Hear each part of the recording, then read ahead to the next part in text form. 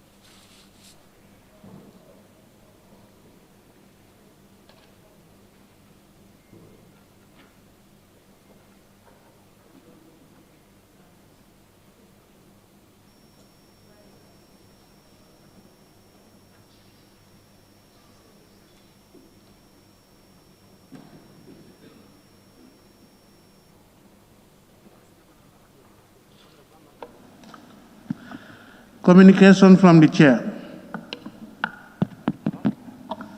Thank you very much. Good morning, honorable members. Good morning, honorable ministers and members of the press. Honorable members, first I wish to congratulate you all for your remarkable support and cooperation in making the event the State of the Nation address delivered by His Excellency, President of the Republic, on Thursday, the 17th of September, 2020, a success. In the same vein, I also thank the clerk, the entire staff of the National Assembly, and members of the task force for the support and commitment in ensuring that the event was successful. The success of the event is, of course, evident that they did well individually and collectively. And I register my special thanks and appreciation to all of them. To the media and the public, as usual, we are always grateful. The support and partnership over the years have been very fruitful. Our sincere appreciation also goes to the media fraternity in particular for their continuous cooperation, which is crucial in reaching out to the masses whom we represent. Honorable members, before we commence the debate on the State of the Nation Address 2020 delivered by His Excellency, the President of the Republic, on Thursday, the 17th of September 2020, the Assembly will, as a matter of procedure, provided for under Clause 14 of Clause 2 of the Standing Orders, first consider the third reading of this Women's Enterprises Fund Bill 2020, followed by a continuation of the second reading of the Constitution of the Republic of the Gambia. And on that note, thank you very much, Clerk. Can we proceed with the usual? Correction and approval of records of votes and proceedings of the National Assembly sitting of Wednesday, 16 September 2020. Thank you very much. Honorable members, the record of votes and proceedings of the National Assembly sitting of Wednesday, the 16th of September 2020 is before us for consideration and adoption. Can an honorable member please move that the said record of votes and proceedings be considered and adopted? Yeah, honorable member for Jara West. Thank you, Honorable Speaker. I rise to move the motion that the records of votes and proceedings of the National Assembly sittings of Wednesday, 16th September 2020 be corrected and adopted. Thank you. Thank you very much. Any seconder? Yes, honorable member for Jimara. Seconded. Thank you very much.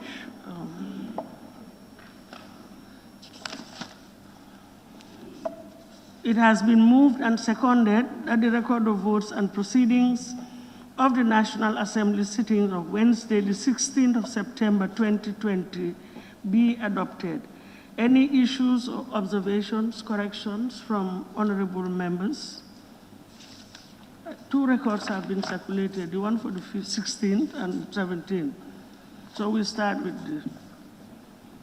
on page 1, 16th. Any correction? You don't have a copy? Just address the table office and they'll provide you with a copy. Thank you.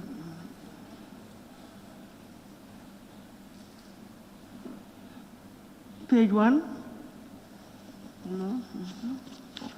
Page 2?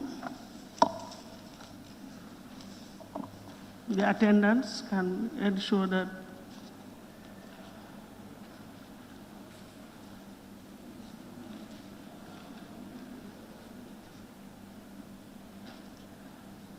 for your benefit, are you satisfied now? Thank you.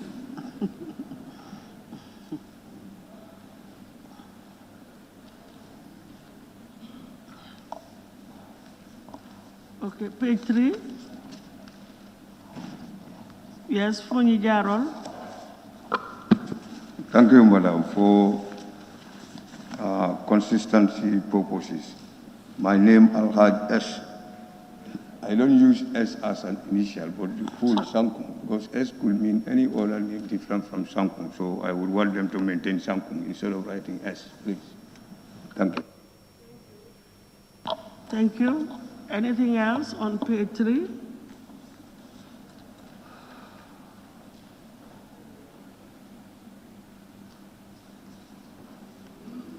Page 3? Page 4? Sorry, excuse me.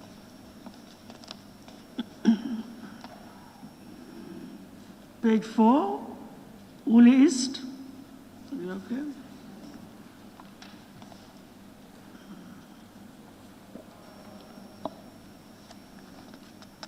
Page 5.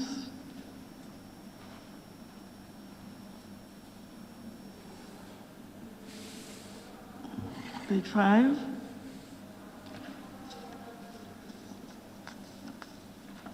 Lower Fuladu. Thank you.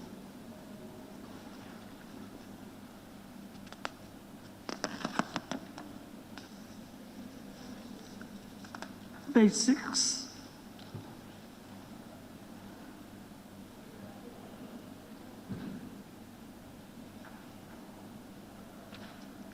Seven. Yes, Wool East. Thank you. On the adjournment, first line, the assemblies do stand adjourned. We put an ED there. You seen it?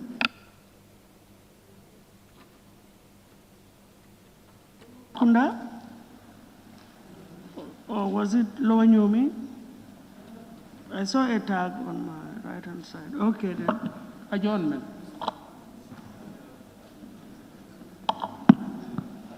Anything more on 7? No? We're okay with 7. Page 8.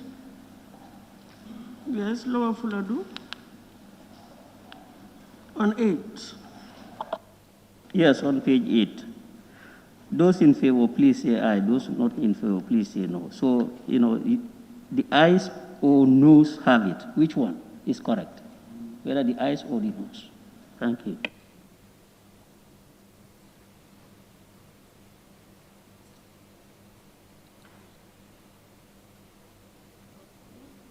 East, are you okay?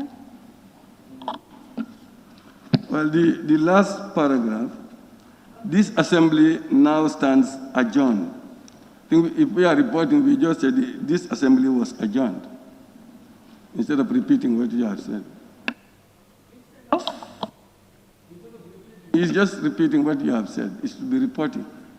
The Assembly stands adjourned. Didn't we adjourn till Thursday? I thought we said the Assembly stands adjourned till Thursday. No, he's saying now. The Assembly now stands. You understand? The Assembly now stands. You are saying that at that time, but today, the Assembly just stood. You understand? Yes, It's I reporting. understand, but isn't it correct that we are reporting what happened on that day? Yes, you are reporting. We are reporting what happened. No, I'm just asking, isn't it also the fact that this is a record, a report of what transpired on that day? Yes, I know. You know, you mentioned this Assembly now stands adjourned. That's what you have said on that day. But when you are reporting now, you are not supposed to use now. You are mentioning today. This Assembly was adjourned because it was done before, not now. You understand? Yes. There's no need using now.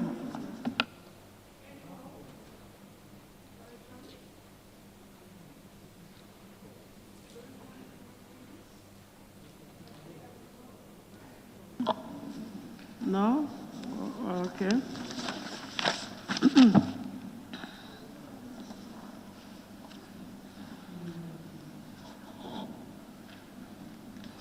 Thank you. It has been moved and seconded that the record of votes and proceedings of the National Assembly sitting of Wednesday, the 16th of September 2020, be adopted with amendments. Those in favor, please say aye. Those not in favor, please say no. The ayes have it. Thank you very much. Clerk, can we proceed with the next item? Records and correction of records of votes and proceedings of the National Assembly sitting of Thursday, 17 September 2020. Honorable members, the record of votes and proceedings of the National Assembly sitting of Thursday, the 17th of September 2020 is before us for consideration and adoption. Can an honorable member please move that the said record of votes and proceedings be considered and adopted? Yes, Jara Central, thank you. Thank you, Honorable Speaker. I rise to move that the correction and approval of record of votes and proceedings of the National Assembly sitting of Thursday, 17 September 2020 be corrected and approved. Thank you. Thank you. Any seconder? Yes, Funi Bondali.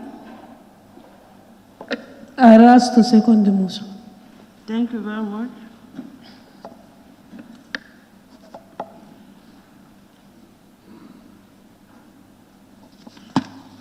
It has been moved and seconded that the record of votes and proceedings of the National Assembly sitting of Thursday, the 17th of September 2020 be adopted.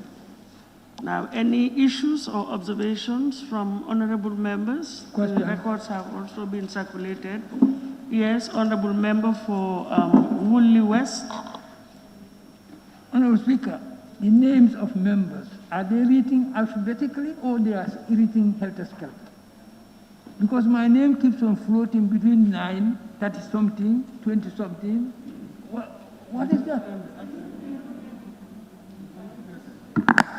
I'm asking whether our names are written alphabetically or helter-skelter. Because my name keeps on floating between 9, 10, 20, 30-something, and, you know, what is that?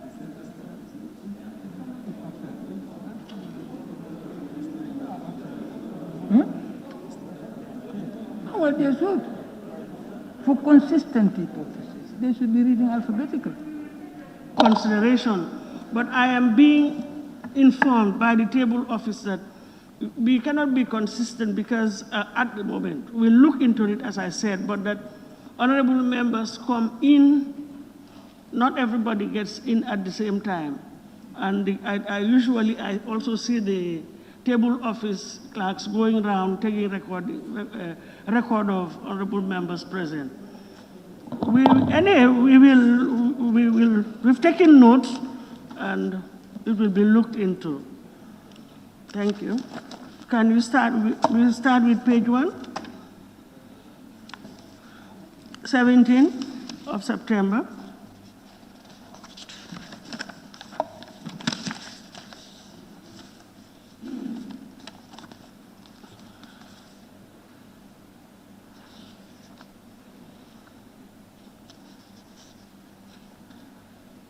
Page 2.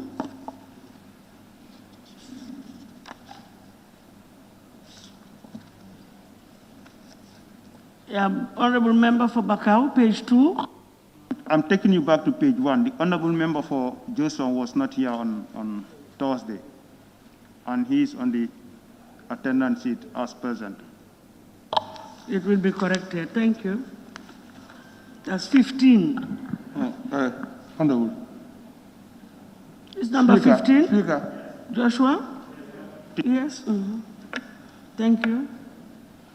Yes, Lower Salum. Thank you, Honorable Speaker. On the attendance, number 26, Suleiman Sao, Central Badibu, wasn't here. Honorable members, 2 honorable members, Lower Salum and Ilyasa. Usually I find it difficult to pick up your words, but it's okay. The table office has captured it. Thank you. Yeah. Thank you. Honorable nominated member. Oh, it was the same. Okay.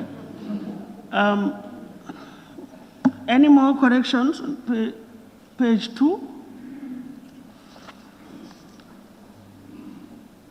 Yes, Sabasanya. Yes, number 41, Alaji Hitso, was also absent on that day.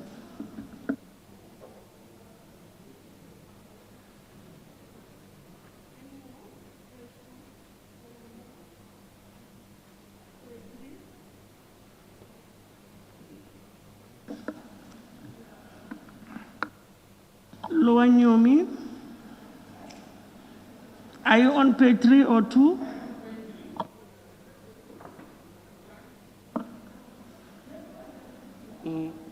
Communication from the chair. The third line of the paragraph. If I may just take a snap of it. The nation on the condition of the Gambia. It should be conditions. Conditions of the Gambia. We'll check the wordings of the Constitution. Thank you. Honorable Member for Jimara. Thank you very much, Honorable Speaker. I think Honorable Member for Fonyi Jaro raised something very important concerning about the way they wrote his name, Alaji S. Jamme, but then it should be Alaji Sankun Jamme for maybe next time. Yep. For Bakau. 3, where you have the following National Assembly member seat was vacant. I think page 3, yes. Where you have the following National Assembly member seat was vacant. Honorable member for Nyamina West. I think the reason of the vacancy should be indicated. This should be sorted out once and for all. Thank you. Because it keeps on coming up every sitting. Any more on page 3?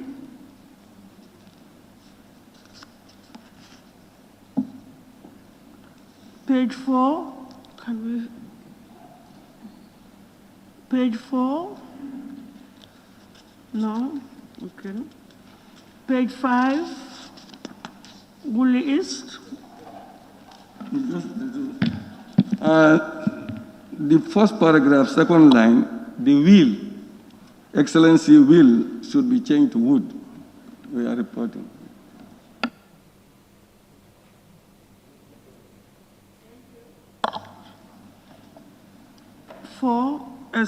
Page 5, continuation. Yes, Jara East. Thank you, Madam Speaker. Page 5, the last paragraph where you have, finally, the Honorable Speaker thanked the Honorable Deputy Speaker, Office of the Clerk, task force members, and all those who in their various ways contributed immensely to making the event a success, and pray that the Almighty Allah continued to bless and guide us all. Continued. Thank you. Honorable Member for Woolly East, I'm sure you'll prefer this sentence to the previous one contained in the proceedings of 16. I said, I'm sure you will prefer this, where it says, Honorable Speaker, adjourn the assembly, instead of now. Yes. Thank you.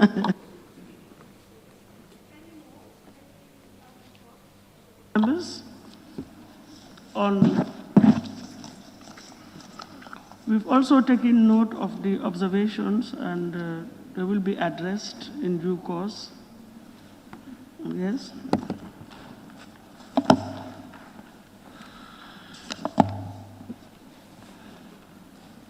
Thank you. It has been moved and seconded that the record of votes and proceedings of the National Assembly sitting of Thursday, the 17th of September 2020 be adopted with amendments. Those in favor, please say aye. Those not in favor, please say no. So the ayes have it. Thank you very much, honorable members. Clerk, can we proceed? Bills, Standing Order 7220 and 75, third reading of the Gambia Women's Enterprise Fund Bill 2020 by the Honorable Minister for Women and Social Welfare.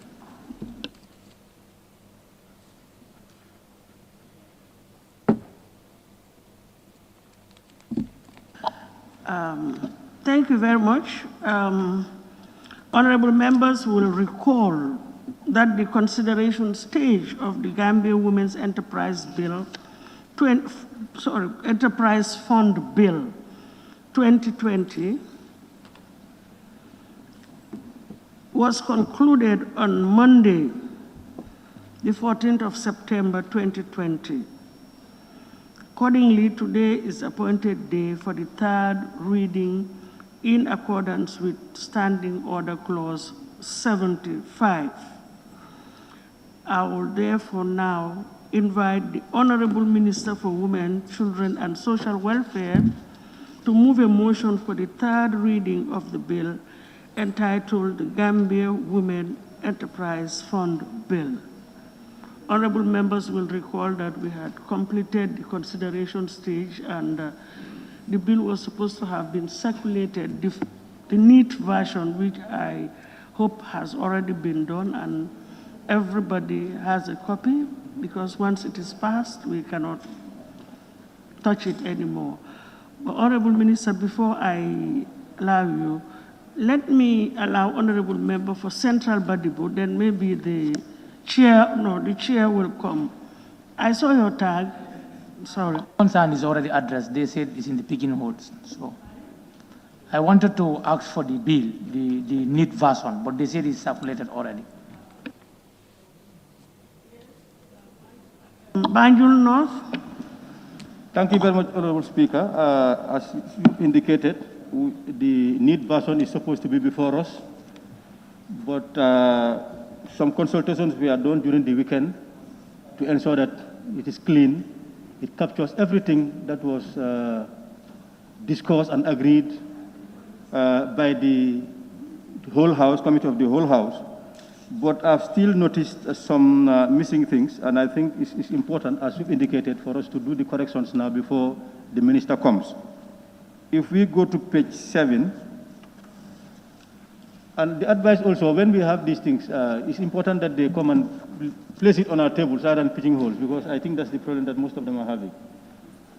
Some of them are not of the habit of going to their pigeonholes when they come in the morning. So when we go to page 7. Honorable, what I have suggested to the table office, I'm sorry, the office of the clerk, that I think it is only fair that in future, after these amendments are done, at least we give 2 days to enable all the corrections or amendments to be adequately captured.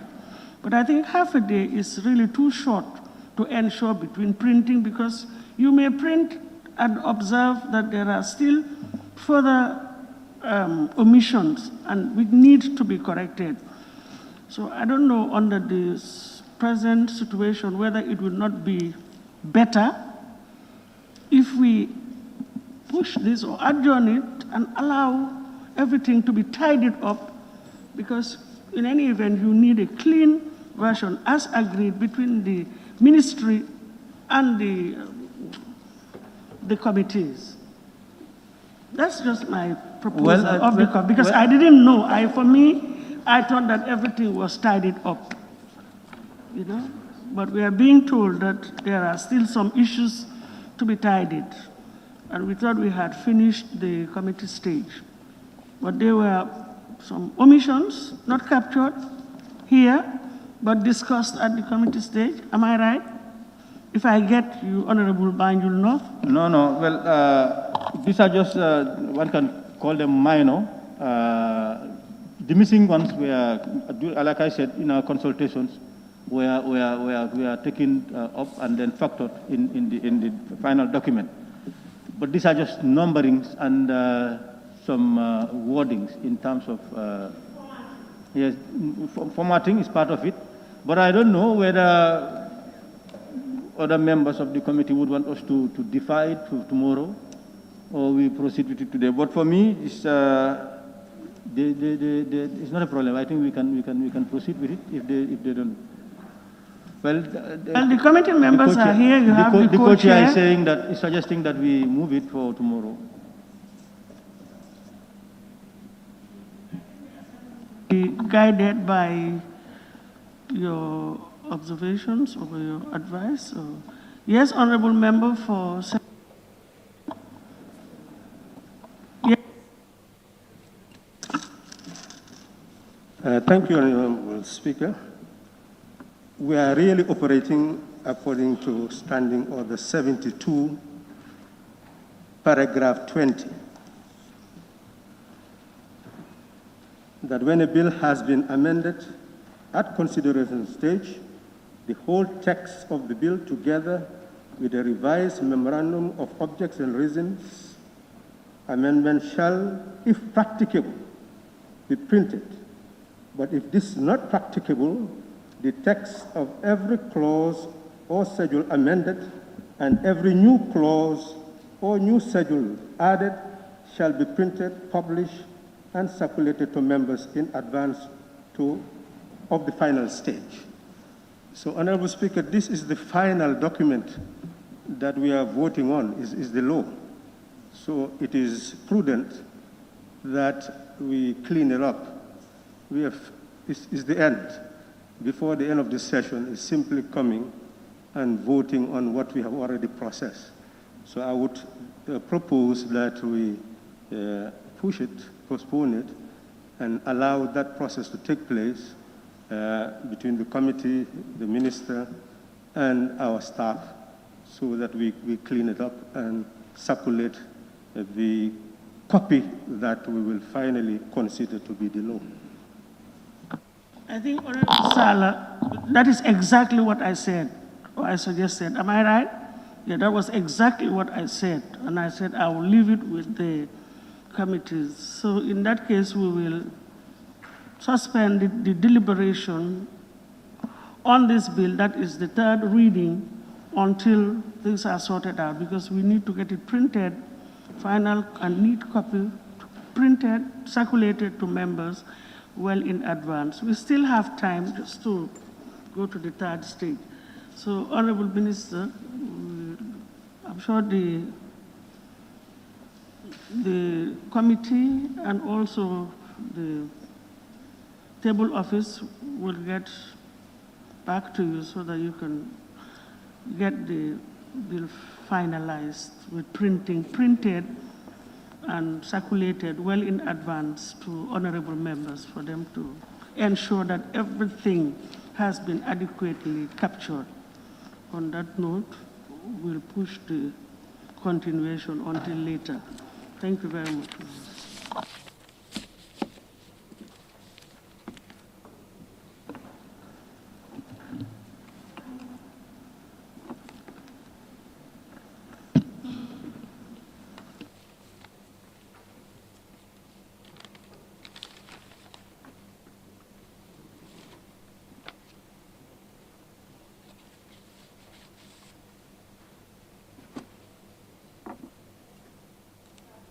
Yes, clerk, can we continue then with the next item on the Yes. order paper? Thank you. Bill, Standing Order 67-1, second reading of the Constitution of the Republic of the Gambia 2020 Promulgation Bill 2020 and the general merits and principles. Thank you. I just wish, this is a continuation. Honorable members will recall. Yes. Honorable members will recall that the second reading of the Constitution of the Republic of the Gambia 2020 Promulgation Bill 2020 was done on Wednesday, the 16th of September 2020, and the debate commenced then. Today, we will continue with the debate on the general merits and principles of the said bill.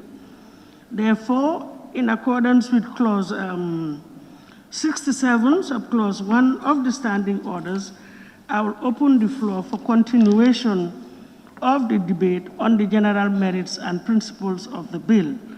And any honorable member who wishes to take part and whose name was not recorded can raise his or her constituency tag, and I will do the recording accordingly.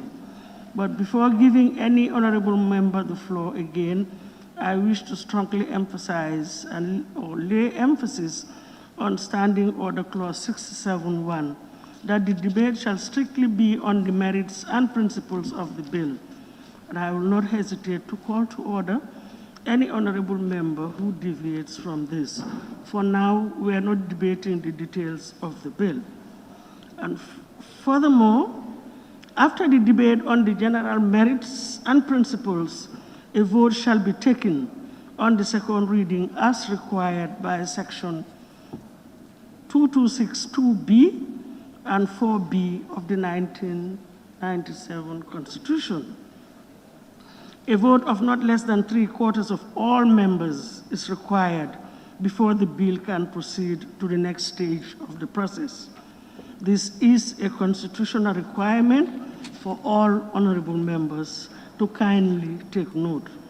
And on that note, thank you very much. And I'll, as I said, open the floor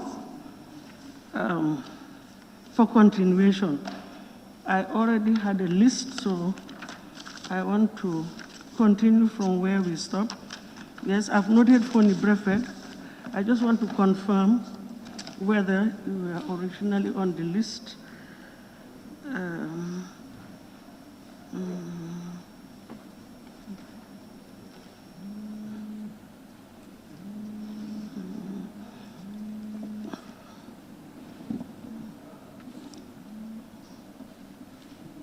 Fonny Brefet, yes, I've taken you down. Honorable Member for Janjamburi. Thank you.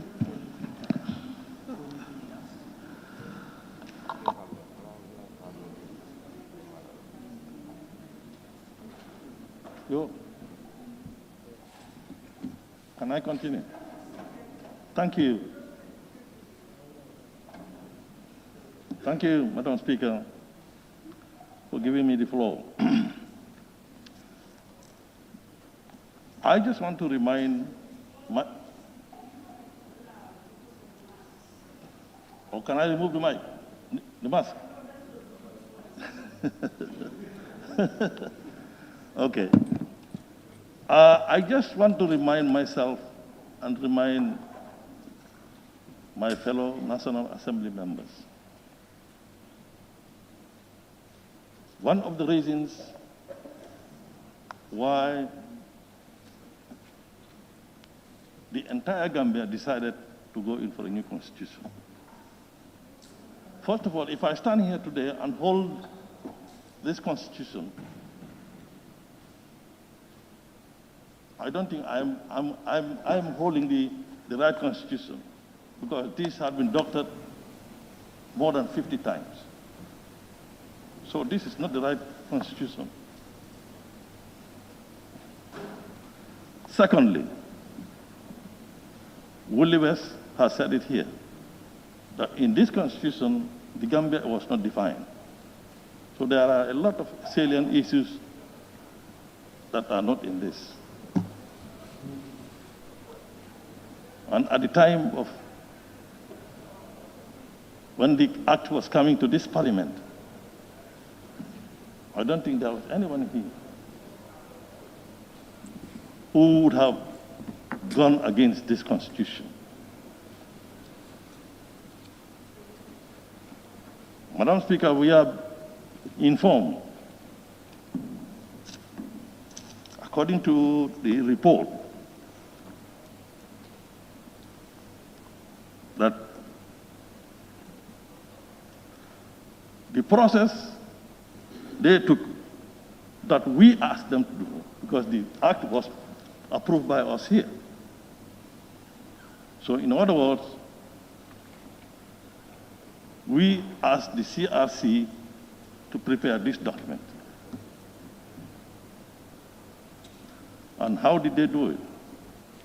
They informed us that they went according to the act, which was prepared by the executive and sent to us for approval. They informed us that they had 263 focus group discussions all throughout the Gambia, which involves more than almost 8,000 people individually. And a lot of processes that are all mentioned here.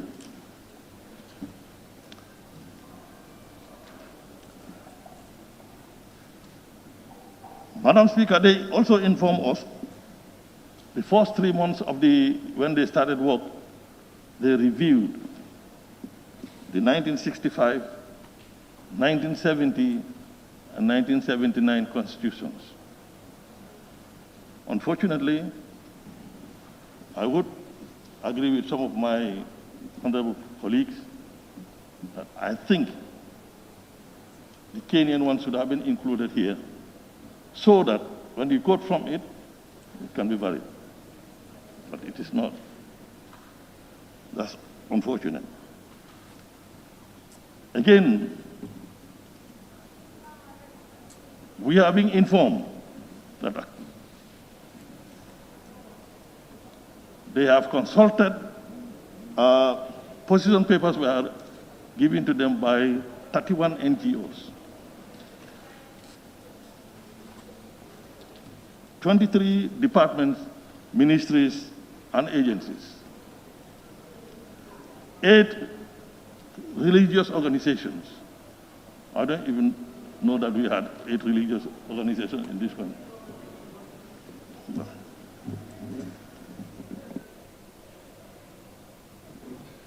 Okay, you want to observe? Yes, I want to make just clarification. I don't know whether you remember. Honorable Speaker, if you look at page 217 of the report, it mentions references. References. Page 217.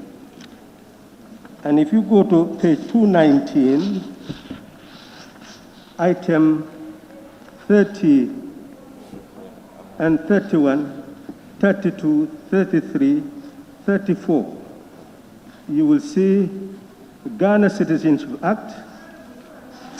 With you, can you just refer me to the relevant? Yeah, I miss your pages. Is the report, okay. report of the Constitutional Review Commission. Okay. On The the one draft. that I have is the, I'm using the gazetted copy, that's why. Okay, no, not the copy itself, but the report. Yes, the report, page 217, has references. And if you go to page 219, it mentions many constitutions. 30, Ghana Citizenship Act, and 31 is Ghana Constitution. 32, Malawi Citizenship Act. 33, Malawi Constitution. 34, Kenya Constitution. Well, in academia, what you really do is make references. Anytime you have literature review, you will make references so that nobody can allege that you have plagiarized. Thank you. Thank you for the rectification. I have not reached to that portion. Maybe that's why I didn't see it. And we are informed that 10 international governmental organizations put in their position papers. 98 individuals, which any one of us could have done. In fact, I want to say this, Madam Speaker, that National Assembly members had the opportunity to have met with CRC on numerous occasions. I stand to be corrected, but I think they had meetings in every district of this country. And some of us here had more than one district in their constituencies. So the opportunity to have met them was numerous, but we did not. The National Assembly was consulted through the right committee, and I think, if I'm right, they sent in their the position paper.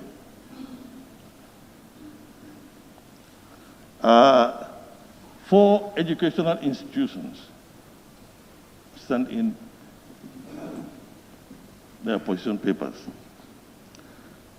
98 individuals. Again, we could have been among, any one of us could have written a position paper, and I'm sure some probably might have done that. And finally, 3 political parties. All this listing was done by Gambians, which really tells us that this constitution was very consultative and participatory.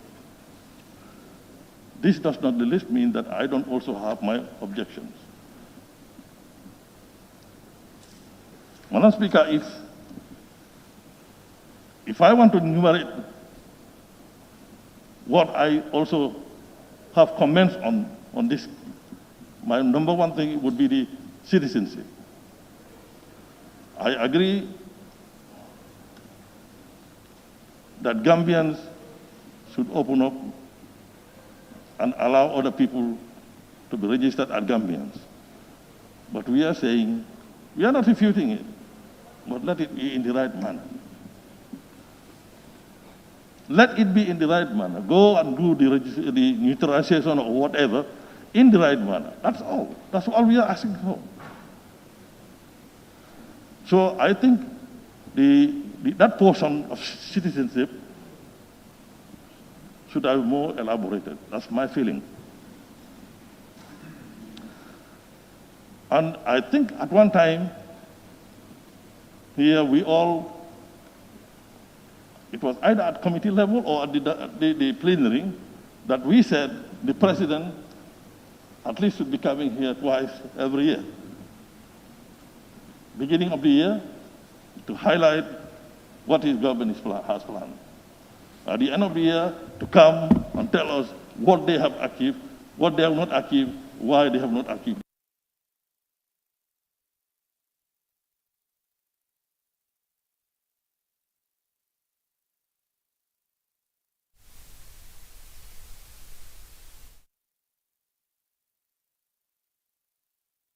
Humble opinion that where you have term limit for president, for National Assembly, for councillors, the chieftaincy is left wide open. If you elect a 20-year-old as chief, and supposedly he is to live for 100 years, he will be chief for 80 years. And we have seen numerous times where chiefs are not functioning. They are sick in their room, and their kids are running the affairs of the district. We have seen that. So it's my other belief that the chieftaincy and the alcaldieship should also, for democratic purpose, have term limits. And we were all happy that certain appointments should be coming here for vetting. Yes, under normal circumstances, this is what is happening in a lot of countries. But it is my feeling that if the president selects somebody, nominates somebody for the National Assembly to approve, I think the National Assembly should also be consulted when he is being dismissed. Not to take permission from them, but at least give them the reasons why you are dismissing that person. But that is not there. It's also not in the Constitution. And finally, the commission reports. Commissions are, the acts are being approved by this National Assembly. And what normally happens, we have seen just recently when commissions have been summoned and we approve them and we don't even know what the report contains. I think there's a flaw there also. But all this I'm saying are my personal opinions. Is this the opinion outside? Is this the opinion even inside here? I don't think so. Or it may not be. So based on that, I don't think it will be fair for me to stand here to say I'm going against the Constitution because I have my personal objections on certain parts of the Constitution. So I am again advising myself and my fellow NAMs, a lot is at stake. 164 million had been spent to produce this. 164 million. I would have been very happy if they had given that to agriculture so that we buy equipment for the farmers. But no, it had been spent to produce this.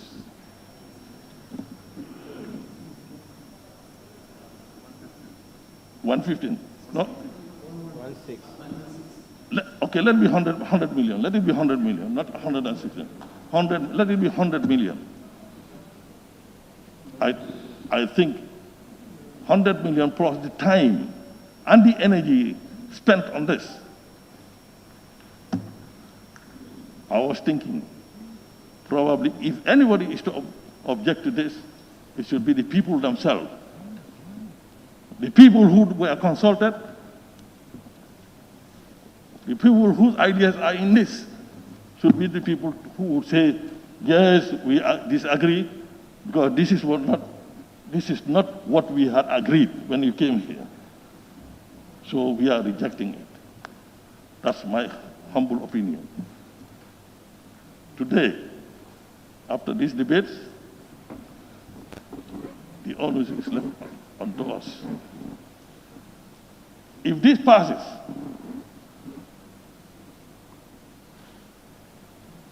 it's the Gambian people that will win. If it fails by us,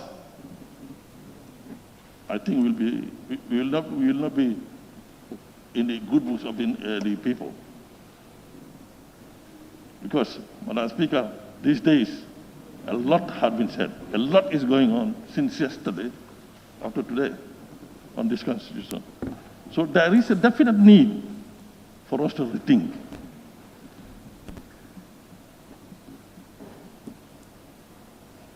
This Constitution, if it comes to, even after the referendum, any portion of it that you don't like, you can bring it back to the National Assembly to change it. It's not a Bible, it's not a Quran that you can say you cannot touch it. So this is why I am appealing to my fellow NAMs. Let's reconsider our positions. Yes, there are one or two things that we may have objections on in this constitution. But we must always remember that it is your personal opinion about it. And your personal opinion, if it does not coincide with what was told to the CRC when they went to the people, I don't think the CRC would do a good job by putting your personal opinion here and leaving out the opinion of the people.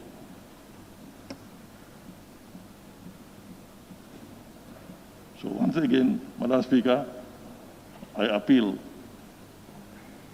for us to reconsider our positions and pass this constitution. Thank you. Thank you very much. Honorable Member for Ileasa.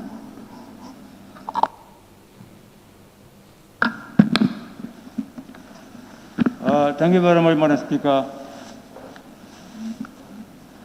for giving me the floor. Before I'll go further, we have heard or you read and we hear so many opinions from CRC. So now what we should do now is to establish facts. That's what we should do. Madam Speaker, when I read this constitution, I did draft. I was highly convinced that this is one of the best constitutions forever. And Madam Speaker, I was very disappointed to hear that most of the NAMs were saying that this is a common copy. Madam Speaker, I'll ask them. And also, I'll inform the National Assembly that there was only one original which God had created. That's Adam. The rest were common copies. And I was even happy when I heard from you that you hardly understand my language. I was happy. But this is how my father speaks. So I was very much happy to hear from you. But now, even if I point out that among MPs saying that well, you are not a common copy of your father, how does that person feel it? Uncomfortable. The CRC, they did a wonderful job. Because if you could allow me, if I refer you their report, page 32 of the report, if you could allow me to read. 97. The CRC, they have contacted about 874 people, took part face to face. And out of that, 818 individuals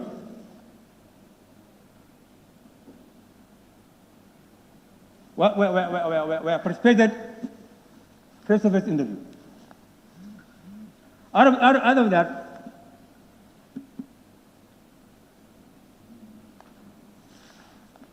56 individuals volunteer to go and see CRC express their view. So, with that being the case, Madam Speaker, to be quite honest, this constitution is not for witch hunting for anybody. Because the people who vote you in were asked by the CRC and they told them their view. And this is where they want them to govern them. The people who vote for you. They want them to govern you the way, in the manner, CRC has collected from them. So I see no reason why people are saying that this is a common people from Kenya. It's even safe, it's under shame. You can't be perfect. Unless, Madam Speaker, you collect ideas from people. From there, you'll be able to govern people. Otherwise, you can't be a good leader. Madam Speaker, I have no doubt on this constitution, only few remarks. I will point it out during the committee stage that the rights that of women, and qualification, and nationality, and time limit. And Madam Speaker, I think it is not even necessary for us to debate on time limit. Let's try to recall the past. We are once against the First Republic and the Second Republic because of what? Overstay. So at least to punish yourself, Madam Speaker, and to be godly, and to punish yourself, and to be sincere, Madam Speaker. If we are here to, for the interest of the nation, not for your own interest, at least we should accept inclusive, Madam Speaker. May I remind my fellow citizens during that 3 years demonstration, they were not succeeded simply because the Constitution says that the president should stay for the 5 years, not 3 years. That's why he was unable to stay at this time. Let me remind this people again. Why is this man, the ex-president of Nigeria, Jonathan, only served for only 4 years? And he's the highest ex-president in Nigeria. Over Nelson Mandela. After serving for about 26 years in jail. But he was there to fight for freedom. But why should my question is, why are they even greedy? Holding for over 15 years. Why? And on my final note, Madam Speaker, I aspire to Holy Quran as a pure Muslim. If this constitution is failed, the last constituency and myself, I'll point my finger to the President. Honestly speaking, if this constitution happens to fail, and they will enjoy it as everybody, it's this year. Because according to speak, what I heard, we talk about the election, but there was no emphasis on this constitution. And then that might stand. It's one of the best constitutions so far. My point is that it's women's right. I will talk about it later. But before I take my seat, Madam Speaker, if the National Assembly members refuse to endorse this constitution, the future will tell. Thank you very much. Thank you very much. Honorable Member for Fonyi Jarol. Thank you very much, Honorable Speaker, for giving me the floor. If I'm to start first with the issue on the table discussed, I would say that this is a conspiration against the 1997 Constitution, and which, may I assure you, that it will not work. Okay. Honorable Speaker, going through the document, with consultation with my people, who through them I am here as a National Assembly member. We went through the document, and what we came out with is that there are many irregularities, many loopholes that needs to be looked into. for whatsoever. You know, we cannot be fooled twice as a country. I mean, we have to be very careful. It is this 1997 Constitution that has made you and I and the President to be what we are today, because we were all sworn to it.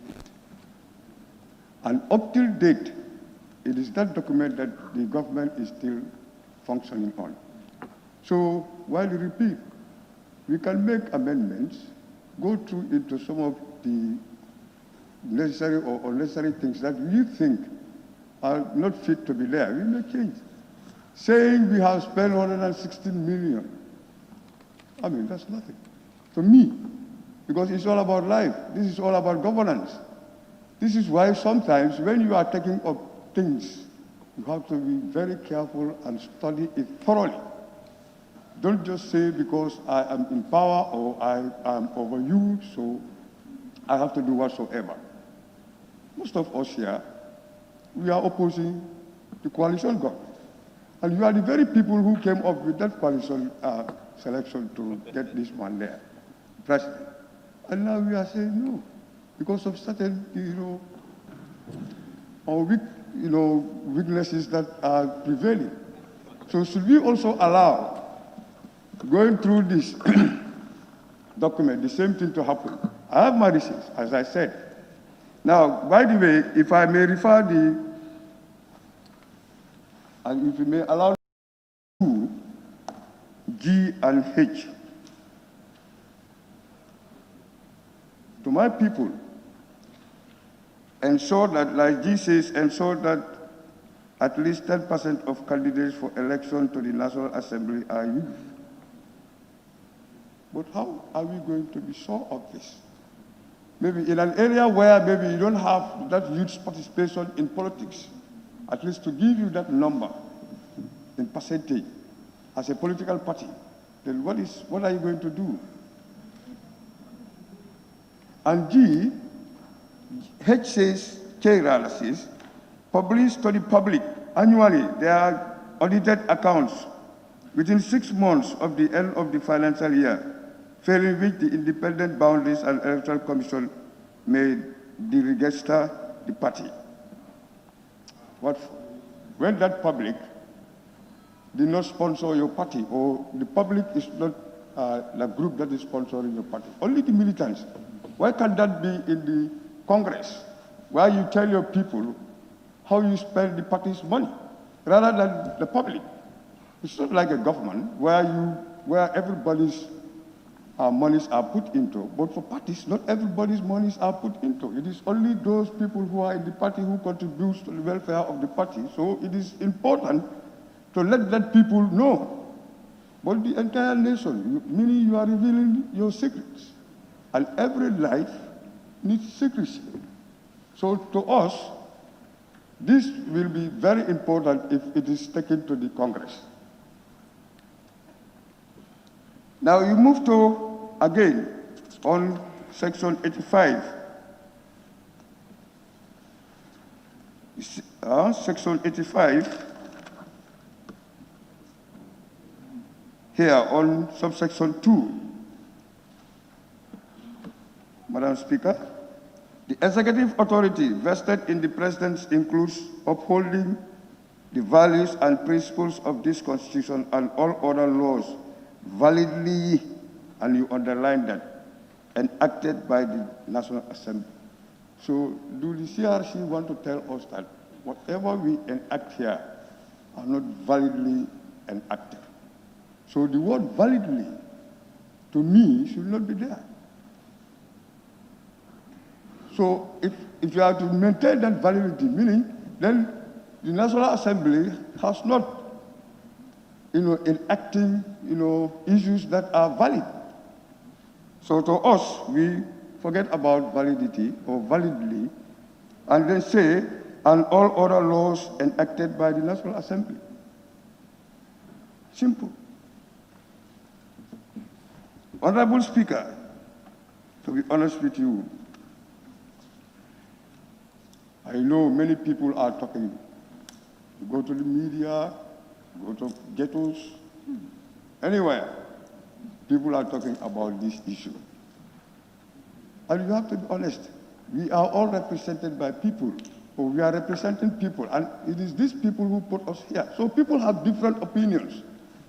So let no one seize us to say, because I'm saying no to it, so I'm a bad Gambian. If you think that is right on your side, that's your opinion.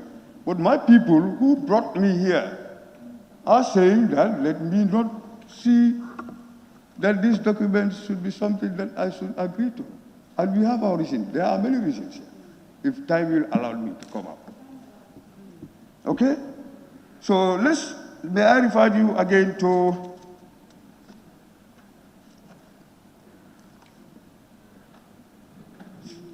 section 89, subsection 2, which reads, the address by the President shall relate to matters concerning the state of the nation and may include previous, current, and future policies of the country. May. So it is not mandatory. He can say what has happened past or not. And we would want to know what the President has been doing in the past. Because that present situation, you are telling the people what you have done, what your achievements are or were. But now if you say may, that is not mandatory. He may, or he or she may, or may not. So, but if you should say shall include previous, which is very true, shall include previous. The President should tell us what achievements, his or her government had achieved. And then again, 97. If we can go to 97, Honorable Speaker. Can you avoid the details for the time being? Pardon? You can deal with the specific sections, but just the general principles of it. Let's try to avoid the details for the time being. Yeah, but the way I think, because I'm getting from the bill. So I think I'm on the right track. So,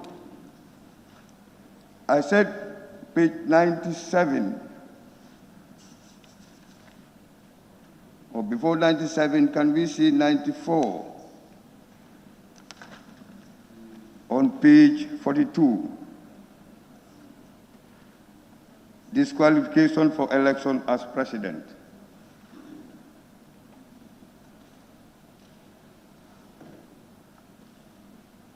Let's see C and D. Our concern here is the gross misconduct. Gross misconduct. And D, terminated. Now to us, when your service is terminated, it's different from when you are dismissed. Because termination goes with benefits. So somebody whose service is terminated, if you want to say that person will not be qualified to stand as a president, you cannot understand that. So maybe unless you buttress and explain it to us to understand. We are saying to maybe make the sentence or the phrase or clause correct is subject to subsection 2A has during any period of service in a public office or a private sector in the Gambia being dismissed or dishonesty or immoral conduct, something like that. But when to say I am terminated, what if I am terminated but I am not, it's not because of my misconduct or my immorality caused my dismissal. So am I not qualified to stand as a president candidate? So I want you to help me to let my people understand that person. And on section 97, page 44, procedure of election of president. This place is we have to study this place very thoroughly. like it says, if I may read, 97, 1, 2, 3, 4, especially 4, where it stated that at the first election, more than 2 candidates received equally the highest number or second highest number of valid votes. The candidates who received the highest number and second highest number of valid votes shall participate in the second election unless any of them withdraws his or her participation. Like, for example, this is a mathematical work. Like, you have 5 presidents, 5 candidates. That's 2 for the election. And maybe A got 36, B 28, C 28, 5E, sorry, D 5, and E 3. Sum that up, you have 100. You go to the second round. Now it is A, B, and C, because they kept bracket, went for the second round. And there you have 33, A got 33, B got 35, and C got 32. So here, by the Constitution, you should have 50 plus. By looking at the maths calculation, the second person who got 35 in the second round did not got 50 plus 1. So I want you to explain to us, how is this man qualified to be the president when at the first round, the first got 36. There he is not considered. You went to the second round, and then you have somebody who got 35, and that man is chosen as president. So I want you to explain it to us to understand. Okay? And then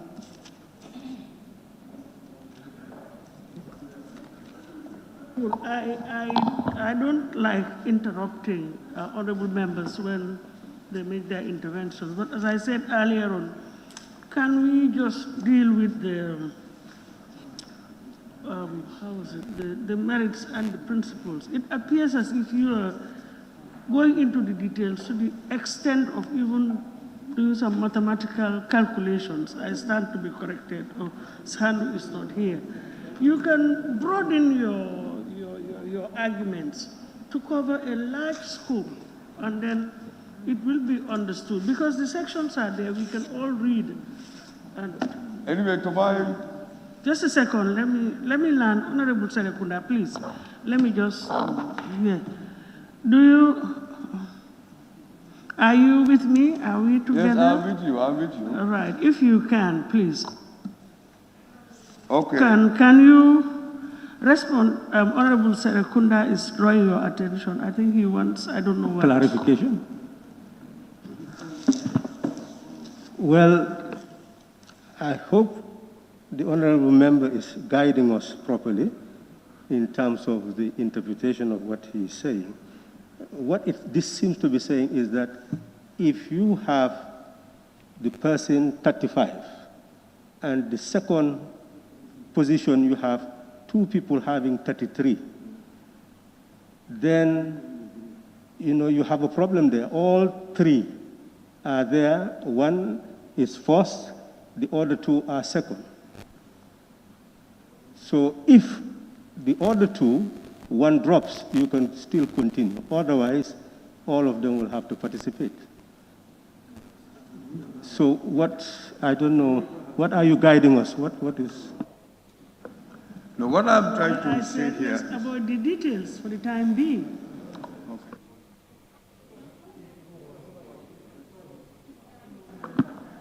Now, what I just want here for the minister to explain, for me to understand, is this is the calculation that I came out.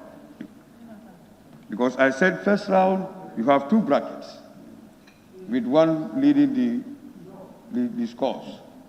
Now going for the second round, there now you don't have brackets, but you have 33, 35, 32.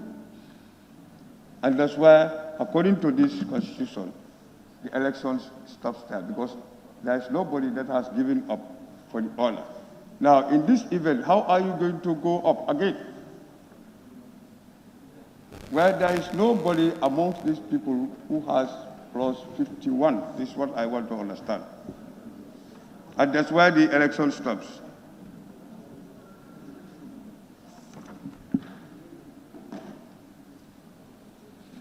Are you following me? Yes. Yes. No, the minister. I'm not talking to...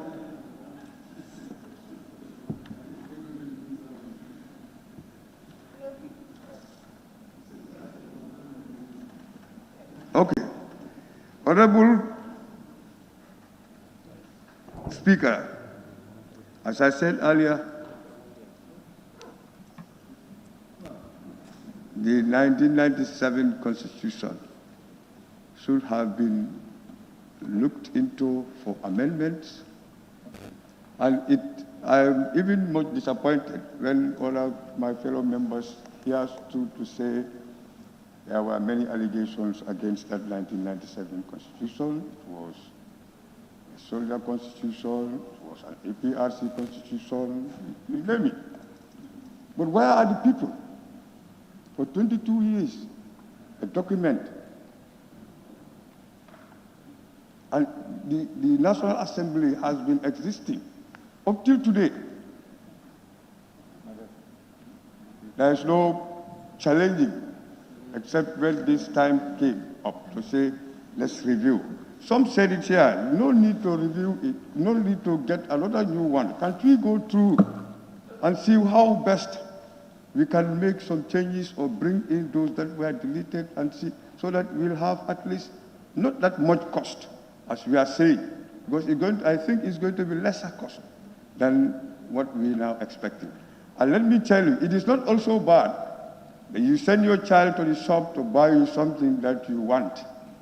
That child went to the shop and did not come with what you want. What do? You ask the child to go back and get what you want.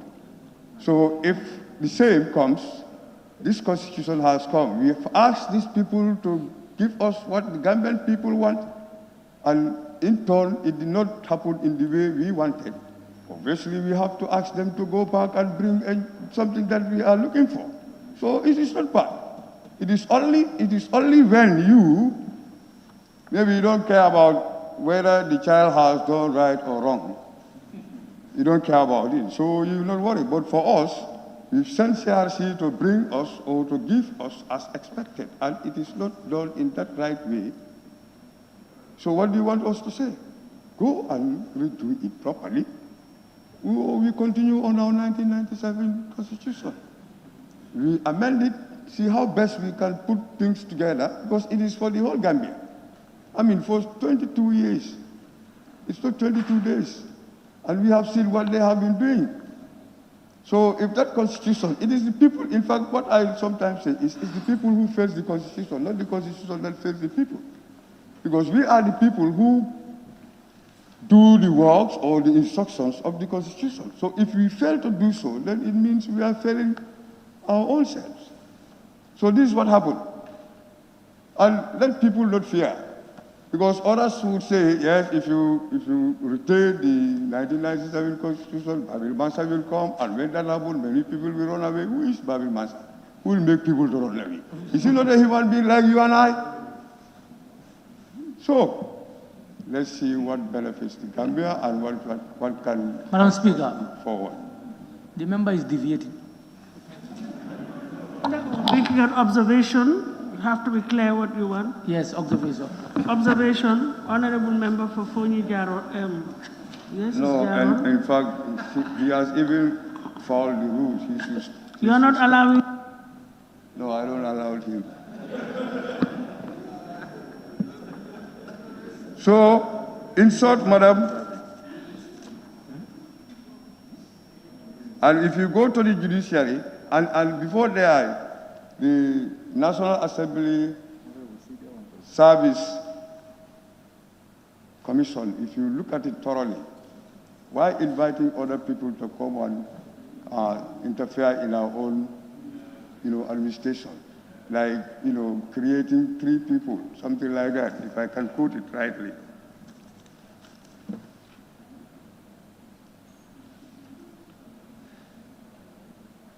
getting some 2 females to be part of the commission. And if you look at the judiciary, the judicial commission, they are comprises of mainly of they are all judicially minded people. Are those not details?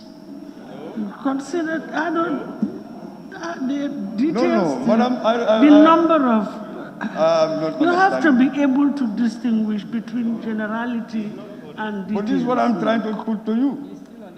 But then I'm only just, if you don't want me to give my consent, well, I mean, I don't know then what kind of a democratic system is this.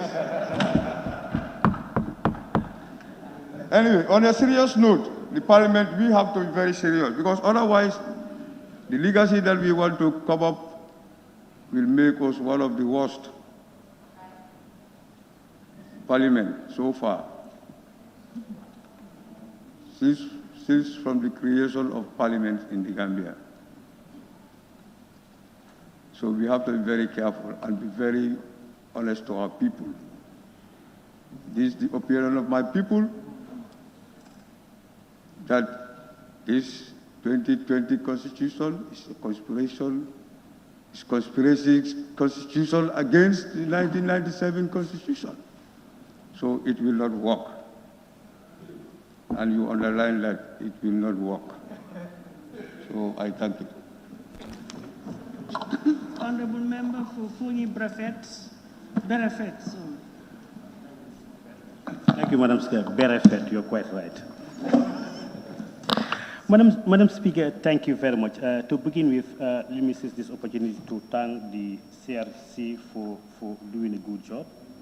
I do appreciate what they did. However, it's my responsibility also to look at their work in detail as a representative of the people. And it's important also to reflect the minds, the ideas, and the ideology of the people I represent. Madam Speaker, a lot of issues that I want to raise have already been raised by my colleagues. And as a result, I don't want to take too much of time or to be able to repeat them. However, I want to pick on 2 issues in addition to ones that are already raised, to bring that to the light of this General Assembly. That's the issue of the judiciary. I think the issue of the judiciary, that doesn't mean to say that I am downplaying their importance. Of course, they're equally very, very important, like any other institution. But my observation has indicated that there's kind of preference being given to the judiciary, and I will tell you why. That's the first thing is their retirement benefits. And if I just quote from what I've summarized, a retired Superior Court's pension increases as the salary of a serving Superior Court equally of the same level increases. If this is applicable to all other institutions, I am okay. But if it's not, to me, it's judiciary bias. And this also displaces economic burden on our already a fragile economy. The second issue, Madam Speaker, is judicial budget. And let me first point of order, please. Yeah. Papa Flodu. Can you, sorry, quote the relevant? Yes, unless I am not. Point of order. Which okay, point of order is okay. Just quote your relevant section 23. And go ahead and Clause 23 of the standing orders.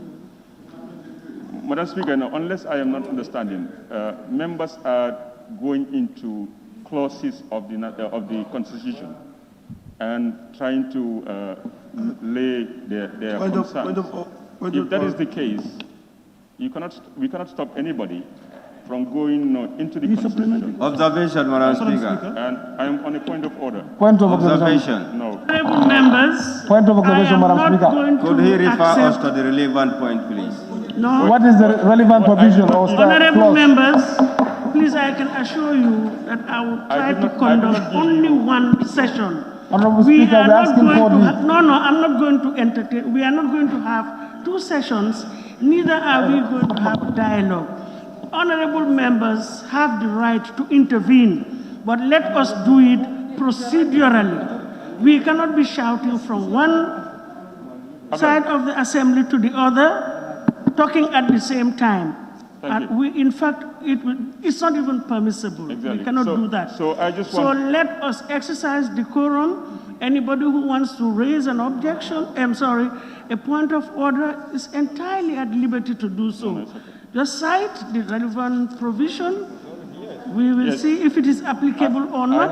I have cited Section 23. Alternatively, if it is an observation, if the honorable member who is on the floor allows you, fine, we will proceed accordingly. But what we should all avoid as responsible and matured honorable members, let us not be interrupting each other. Thank you. We can all listen and see if we are on course. If we are not on course, we just raise an objection. Exactly. It's as simple as that. Thank you. But Since I before have you been- proceed, can you just...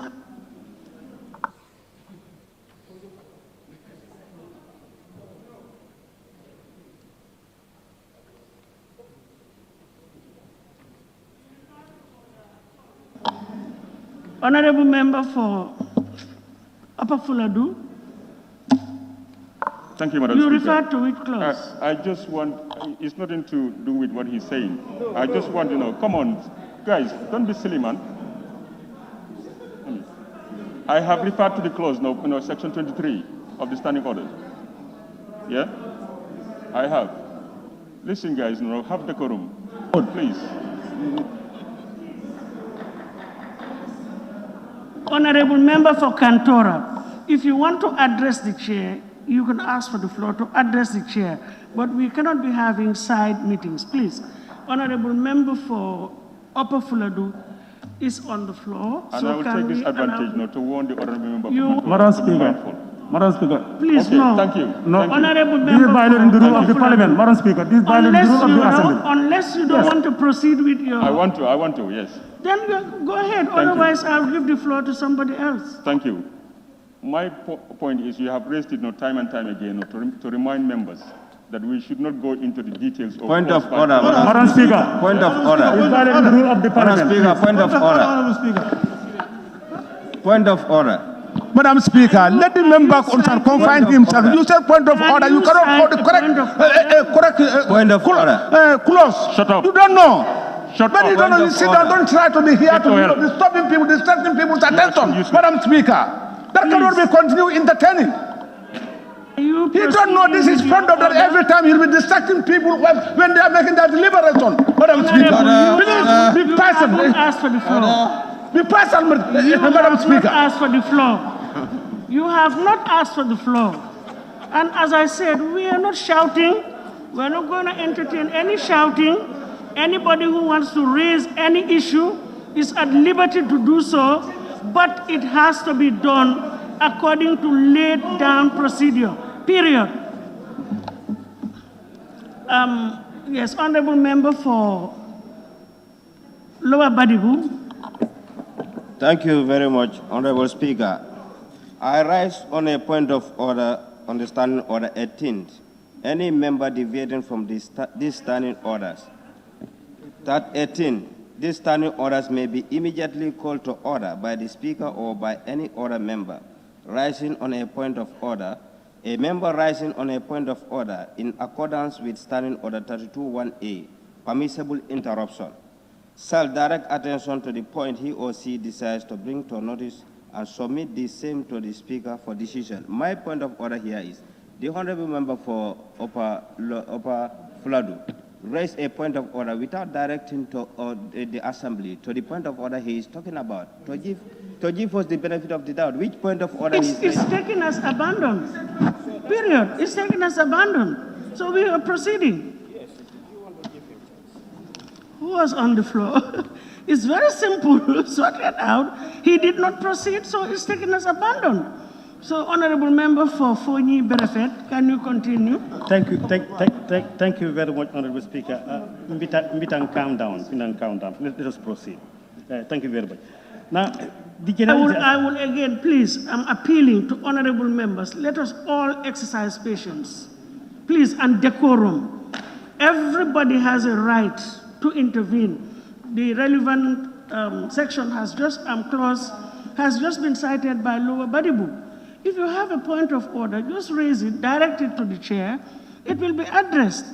If you want to withdraw, fine. If you have an observation, you can ask for permission. If it is granted, you proceed. If not, that will be the end, and we proceed. But we cannot be just raising our voices at the same time, everybody. We will not hear each other even if we all want to speak at the same time.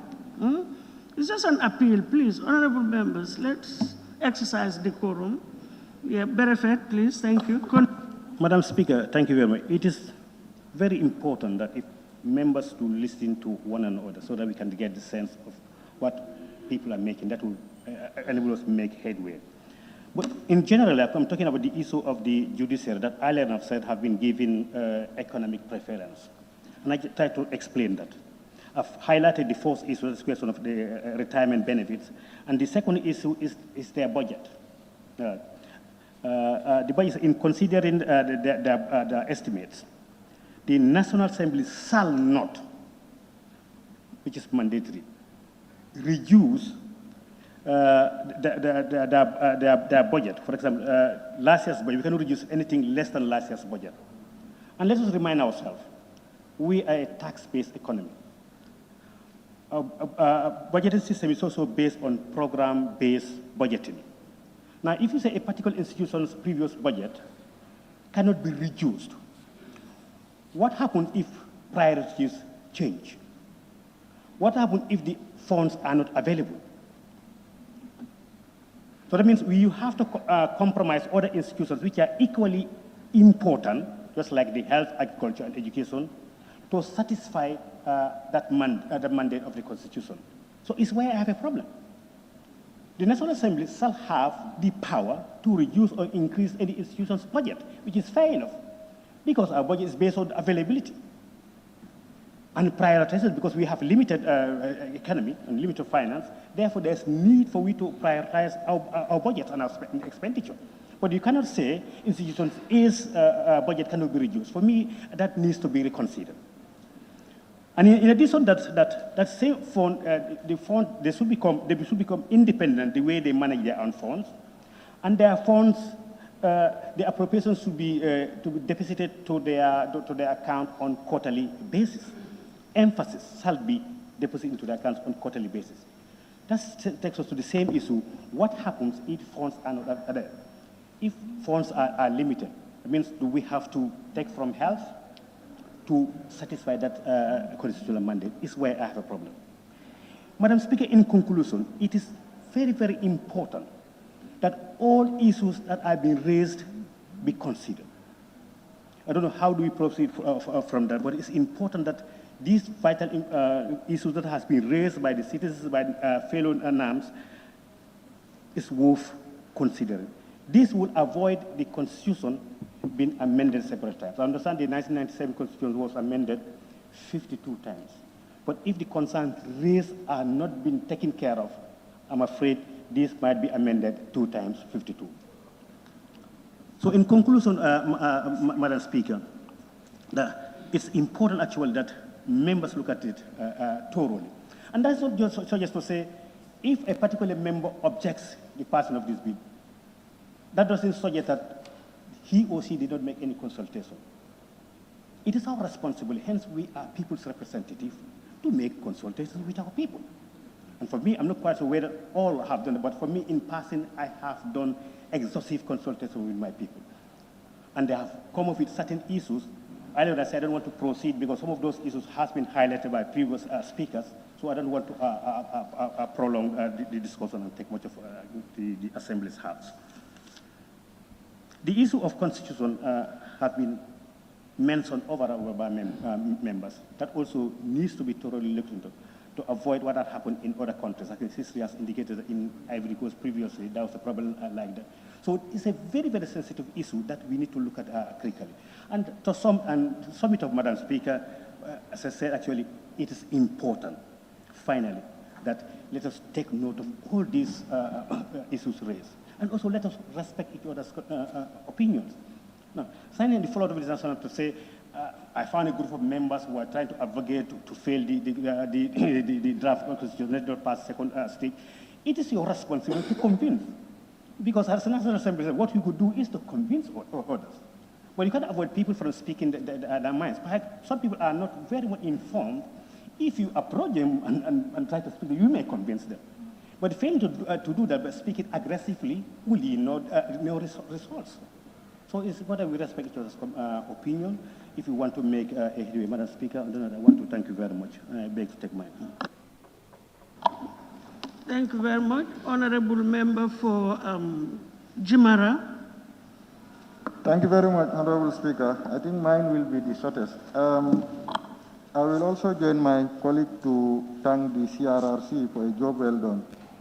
Honorable Speaker, as at now, I didn't make any decision whether to vote yes or no. I want to make it very clear. I didn't make any decision to vote yes or no until my concerns are answered by the Honorable Minister. And those concerns are, Honorable Speaker, the CRRC make a consultation in most of the regions and constituencies, including political parties. But then I have gone through the final draft constitution. Most of the issues raised by the people and the political parties are not put in the draft constitution. And my question is, will it be possible, Honorable Minister, to put those issues which was raised before we adopt it in the National Assembly? Honorable Speaker, I think those are the things that I have. Thank you very much. Thank you very much. Honorable Member for Sabasanjal. Great. Thank you very much, Honorable Speaker. Let me begin by thanking everybody and recognizing the presence of the media and everybody here.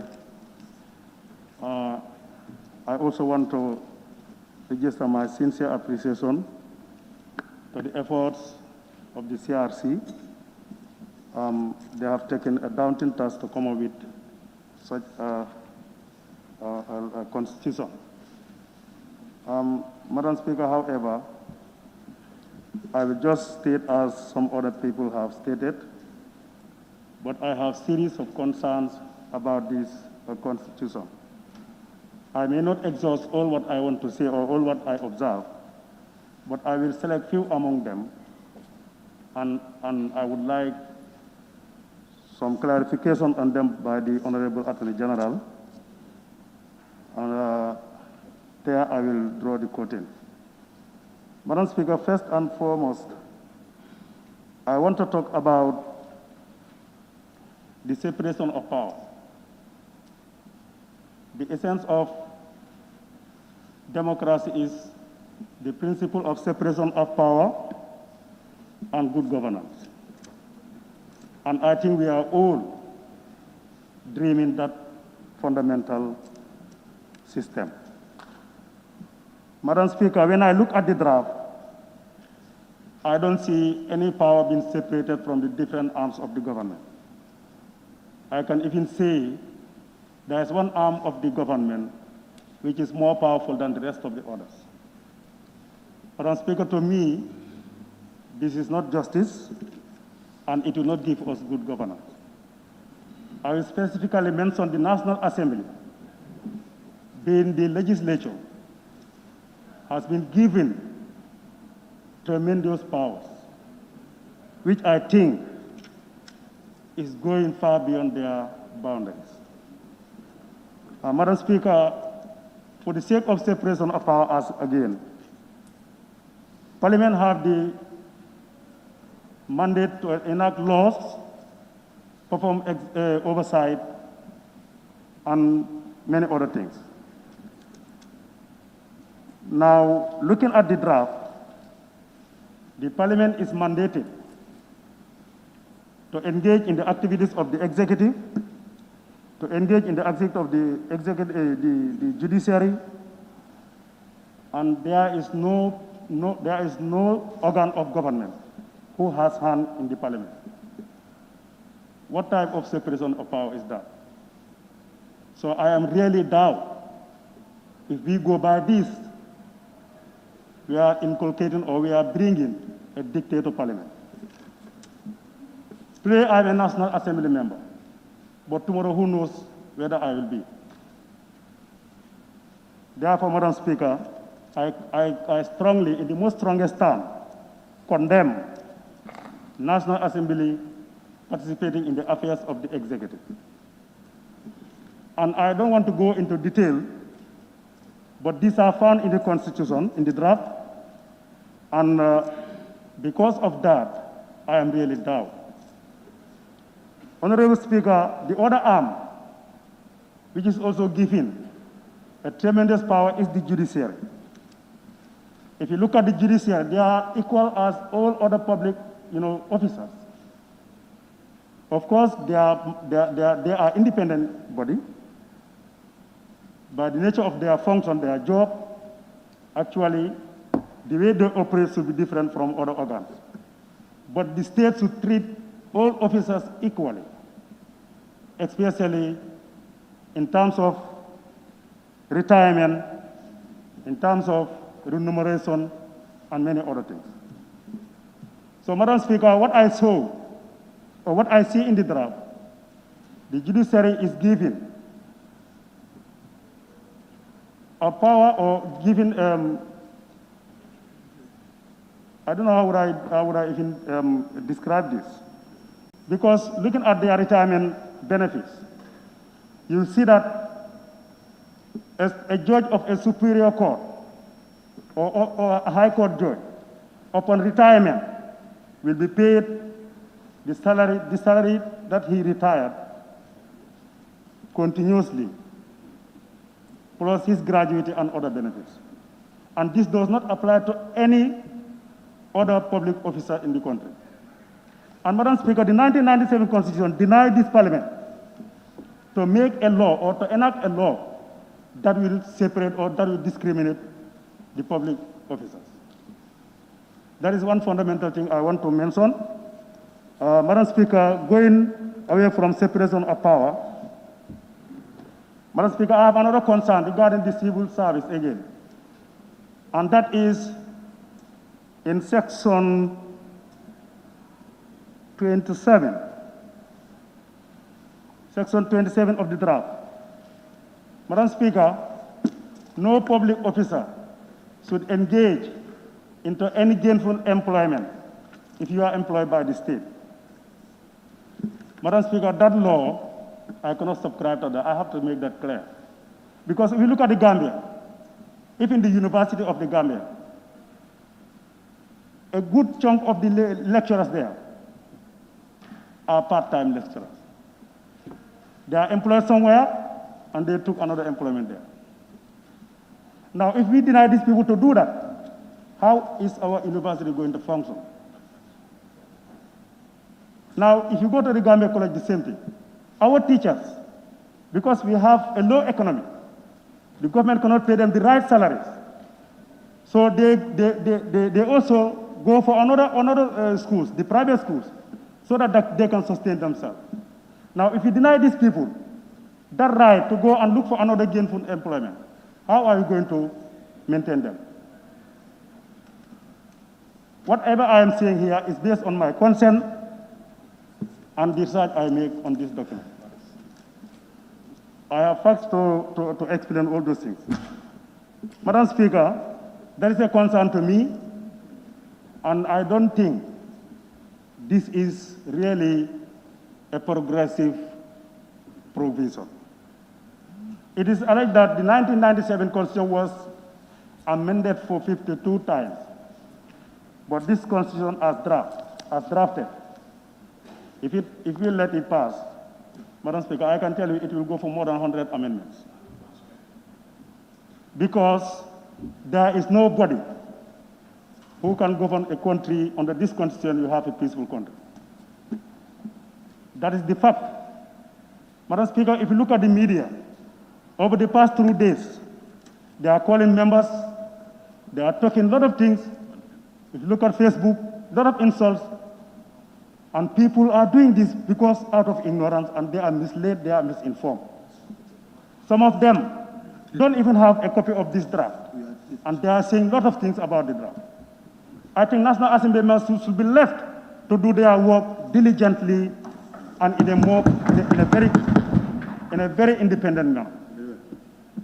Being a member of a particular institution or an interest group does not concern me. My concern is the entire Gambia.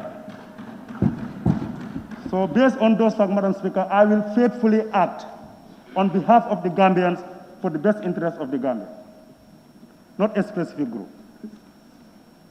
Now, Madam Speaker, allow me to continue from there. If you look at Section 37, that provision also is inconsistent with the ICCPR, in which Gambia is a party to.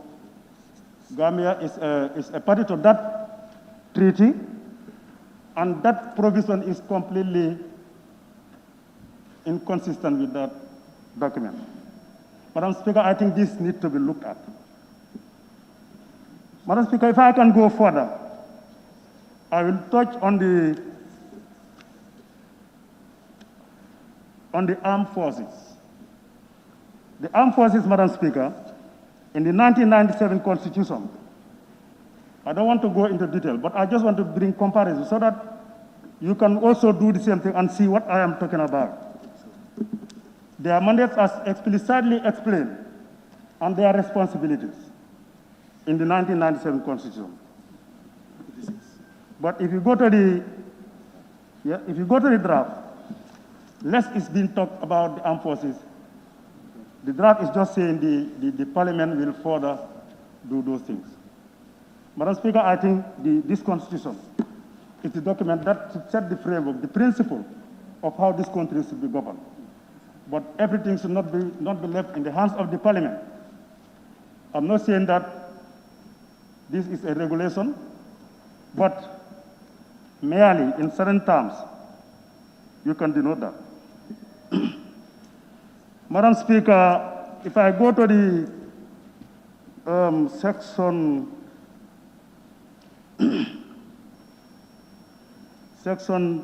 10, section what? In the draft constitution, section 10, where the loss of the Gambia is not enshrined. And in the 1997 Constitution, we have those laws protected so that you cannot affect them, you cannot touch them unless and until it goes to referendum. It's not entering, yes. So, which is giving a room for any manipulation on this Constitution by anybody who have a semi-dictatorial behavior. So therefore, Madam Speaker, we should be very careful the way we enact our laws, and we should be very careful the way we pass this law. I think explicitly in under that section 10, where the Sharia law is, it creates a large outcry of public concern. And I think, Madam Speaker, if we should do justice, we should try to look into that, to see how possible we can entrench that clause. Madam Speaker, removal of the president is another issue that I observe. To me, there are two stages, but I think the first stage should have carried more magnitude or more powers than the rest of the stages. Because if you elect a particular president, to substantiate that should carry at least a heavy weight. And if I compare this with the judiciary, removing a high court judge, Madam Speaker, it's just crazy. Somebody who is elected by the general public and the person appoints somebody, it's easier to remove the person elected by the general public than removing the person, that man appointed.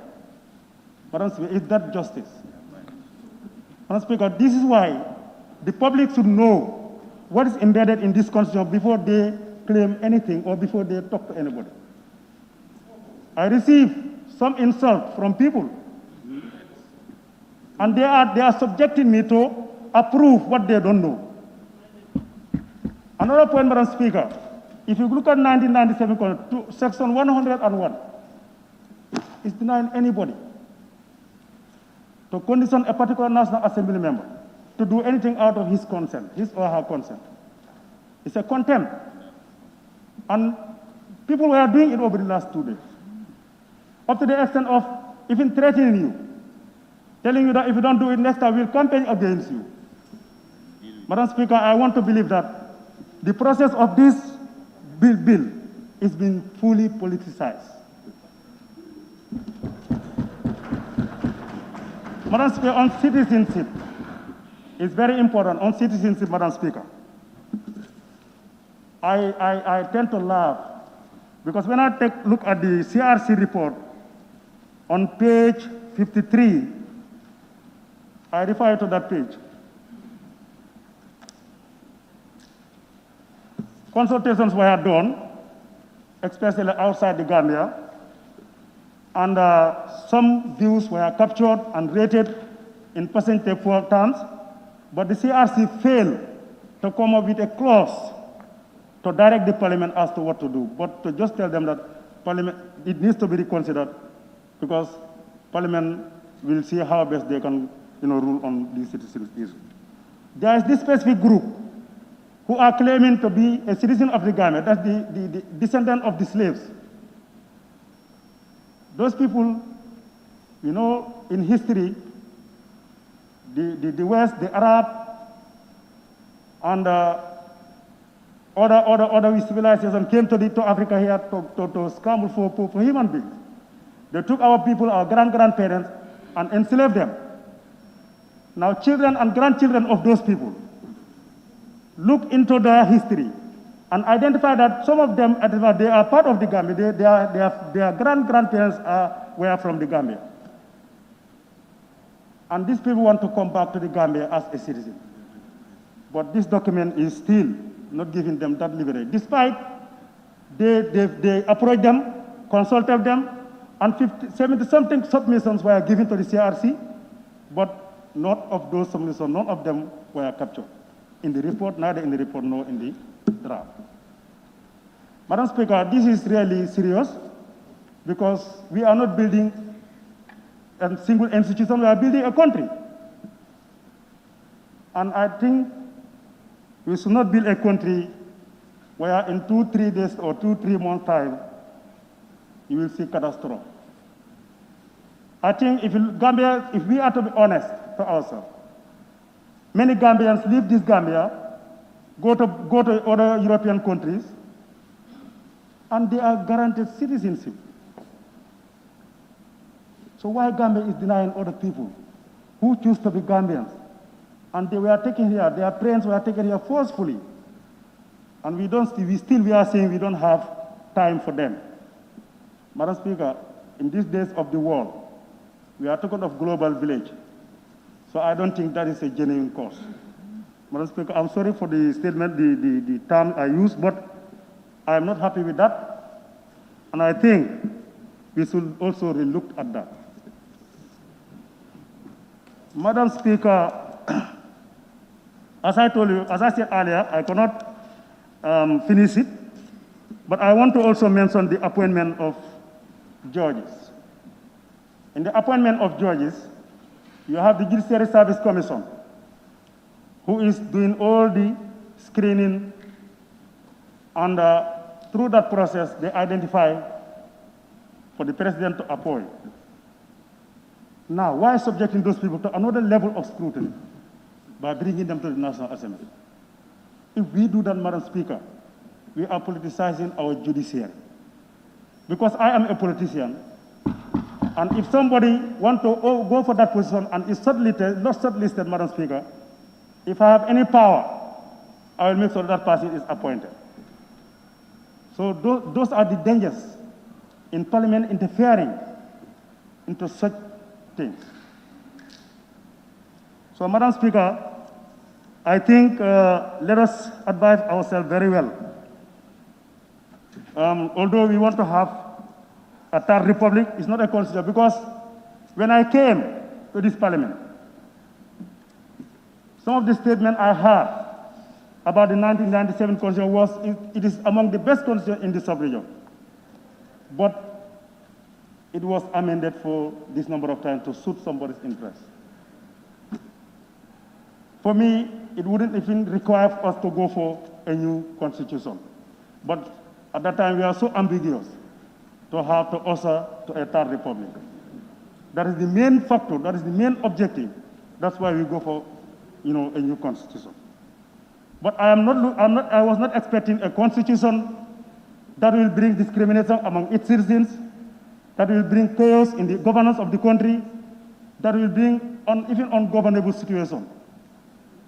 Because a country has to be governed by principle based on respect and mutual understanding.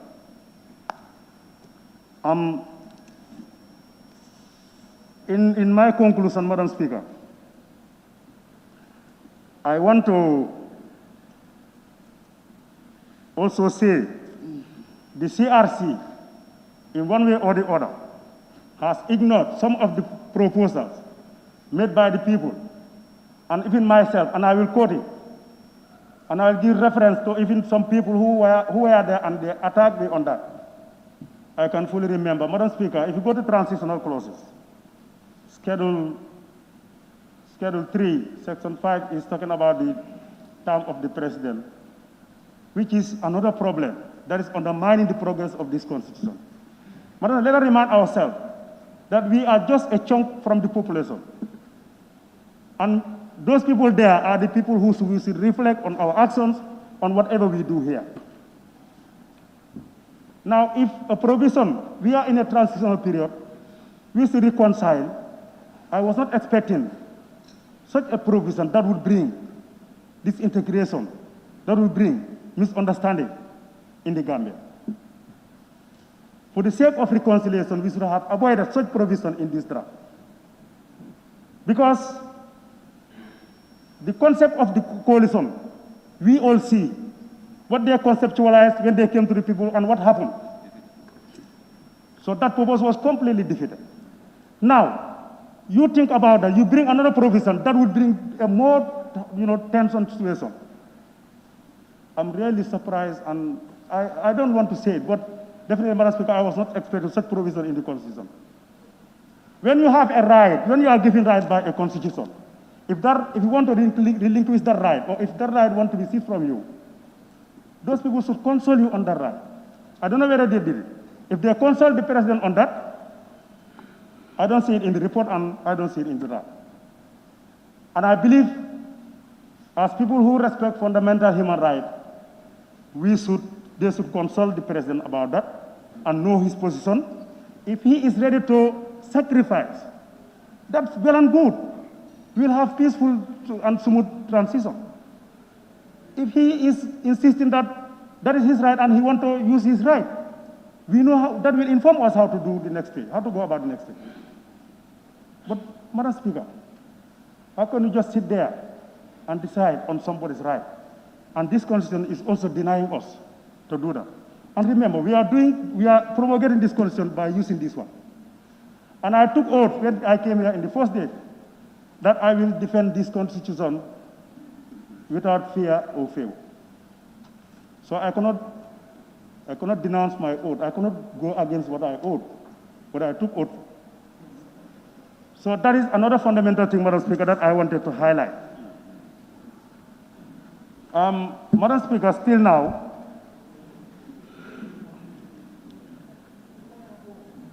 sorry,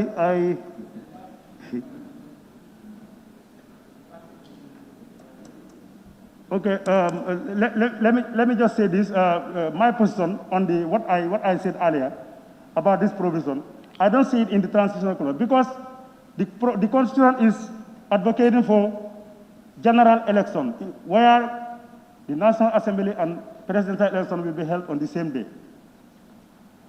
Madam Speaker, when this proposal came from the IEC, some of us, I specifically, I said, I have no problem in that, but you have to tell me my rights, how will I get them? Now, in doing that, my time will be sort of 4 months. And what will you do about that 4 months? I also give them scenario. If that is difficult, why not you extend the presidential term for 4 months? And I said, if you extend the presidential term for 4 months, will you not pay the president for 4 months? Will you not pay the president that 4 months? And the Constitution gives us that mandate. They can do that. They could have done that. So, and the response was, this term, when we do that, this term will be seen to be as a full term. It will be, understand, we serve 2 terms. But I further ask, my remuneration, that is my salary, my allowances, and other benefits, how would I get that? And that is not responded to. And when I say that, I don't want to, I'm not, I will quote him. Mr. Gayso and our Caesar Sabali told me, why are you so interested to get that? So those are some of the comments I can still remember. But I said, it is my right. And if you want to take my right, I think I should be consulted on that, and you take my consent on my right. So, fundamentally, Madam Speaker, we give the CRC the mandate, the mandate to do in the CRC Act, Section 6. This Parliament enacted the CRC, and give them all the mandates that they're supposed to do, and they did it. But in the process, Madam Speaker, some people or some rights are not, respected. And that is why we are having this problem about this constitution. So, as others have said earlier, if the Honorable Justice Minister Attorney General can clearly clarify our doubts, or my doubts specifically, on those issues, Madam Speaker, I don't mind to support this. But without that, Madam Speaker, if I'm not convinced, to me and to my people, because I consulted them, and they gave me points, they gave me what I should do and what I should not do. However, among the people I consulted in my constituency, I can count three views that are not in the order that are different, 3 different views. But the rest of the views are speaking the same language. And as they send me here, they are listening to me. Whatever I say and whatever I do, I should reflect on them. So, Madam Speaker, I respectfully submit that. Let us rethink and look at this document carefully, and let us not be very ambiguous, especially in a political way. This is not about politics. It is about our country, and we want to have a document that will serve, that will test the period of time. We don't want to have a constitution where in the next 2 years it will be subjected to a lot of amendments. Madam Speaker, this is a concern, and with those submissions, I respectfully take my seat. Thank you. Thank you very much, Honorable Member for Sami. Sami. Honorable Member for Sami.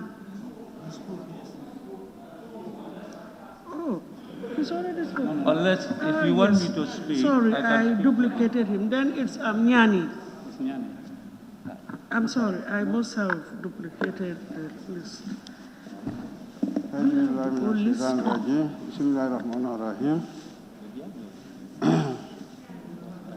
Thank you, Madam Speaker, for giving me the floor. First of all, I would also like to join my colleagues to thank the CRC for the job well done. Here, we are speaking on the Constitution, draft Constitution. And to be frankly honest to my members, from my electorate, of all the view I had from them, is to add my voice to make this draft to be adopted.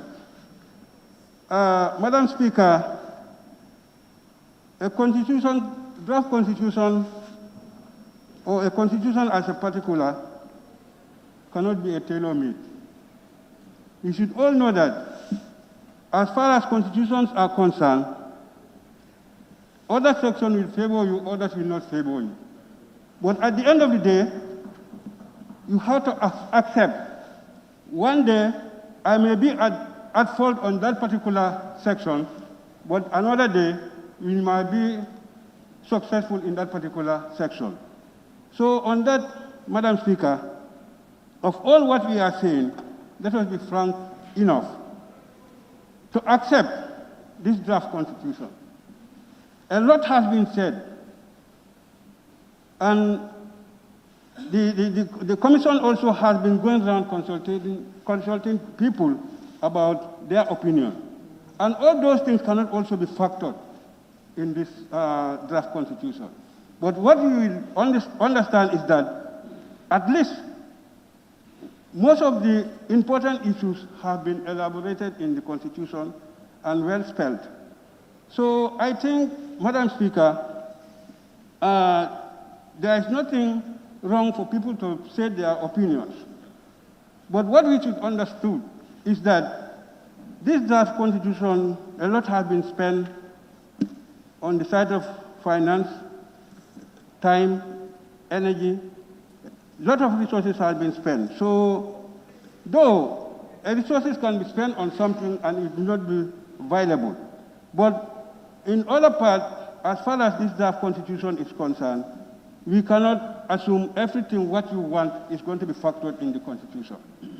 And actually, as previous speaker said, we have already sworn to defend our constitution, to defend our opinion right, but whatever is happening, let's not see it politically.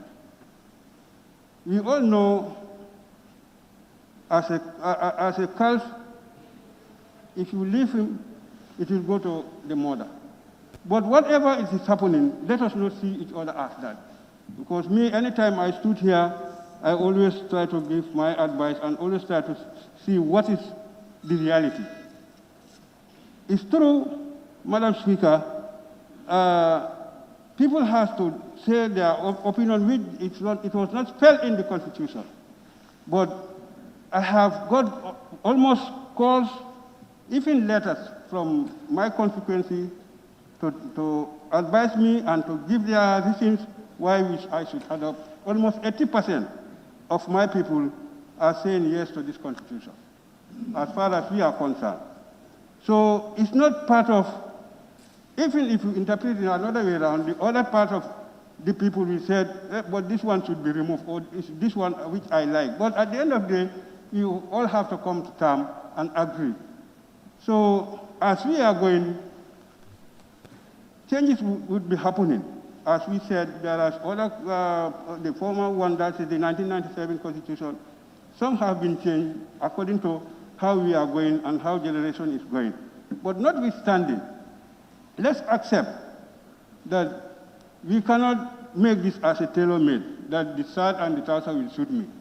But you can assume that I can put up the shirt, but the trouser maybe one day, it will also fit me.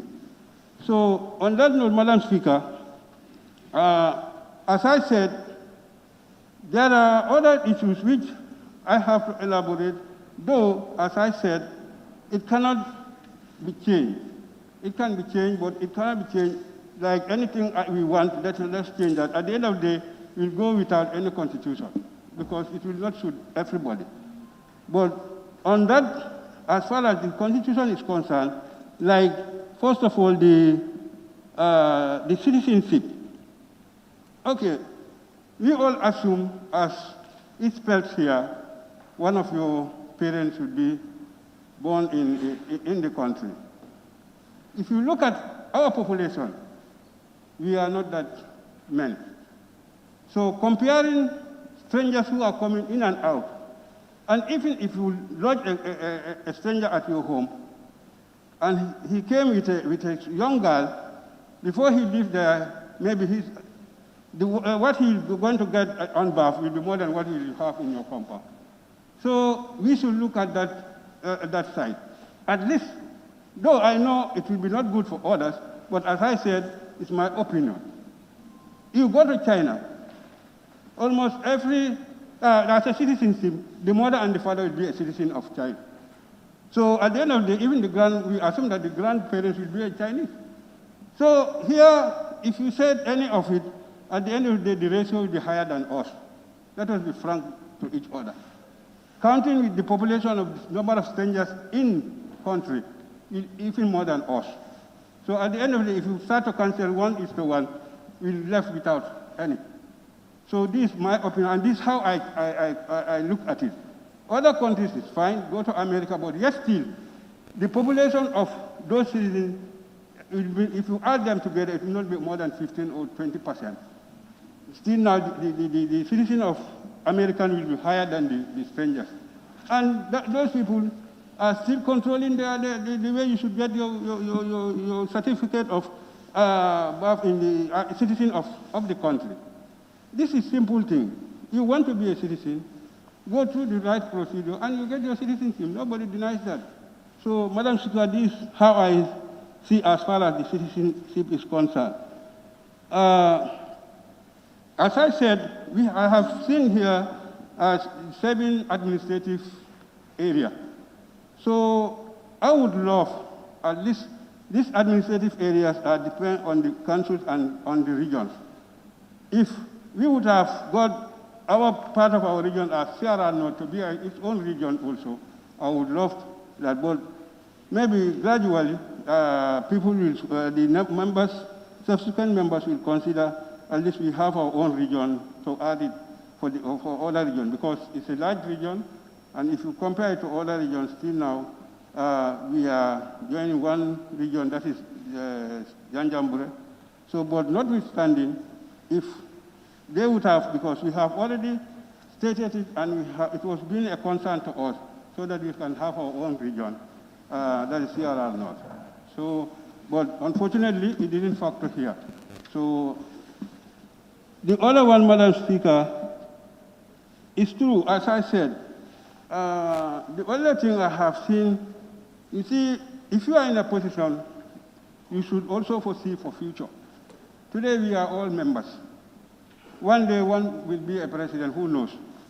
So actually, giving the whole power to the National Assembly member, the executive, like the president, didn't have that power.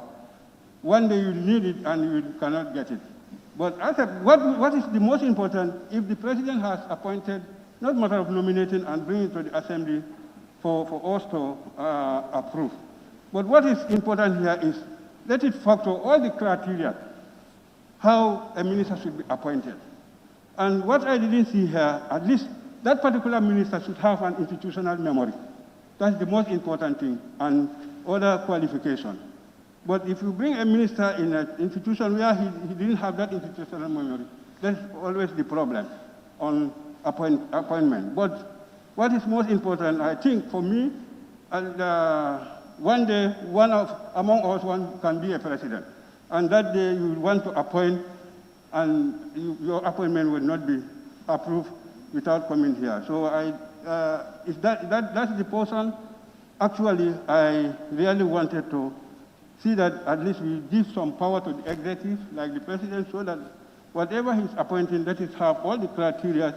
The only one I didn't see here is the person should have an institutional memory. Madam Speaker, the other one also is term limit. Wherever we have problems, especially in Africa, it's about long stay of office. If I know I leave office next year, I'll try all possible means to see how best I can able to cope with people, because I know I'll leave that office. The Mandinka proverbs normally said, a bull which is going to be slaughtered tomorrow, you need not to measure the horn.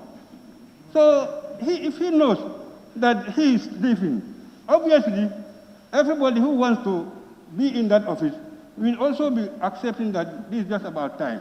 One day he will remove that. But somebody who will be staying there, you never know whether he will die before you or you will die before him. Obviously, you will be in a rush for him to be removed. So African leaders, this is not even the president, even our association. You will be in the association, say that association, you are the president of that association. People wanted to remove you, your time limit is elapsed, you don't want to leave. And at the end of the day, you said, I don't have anything in this association, but you will not leave.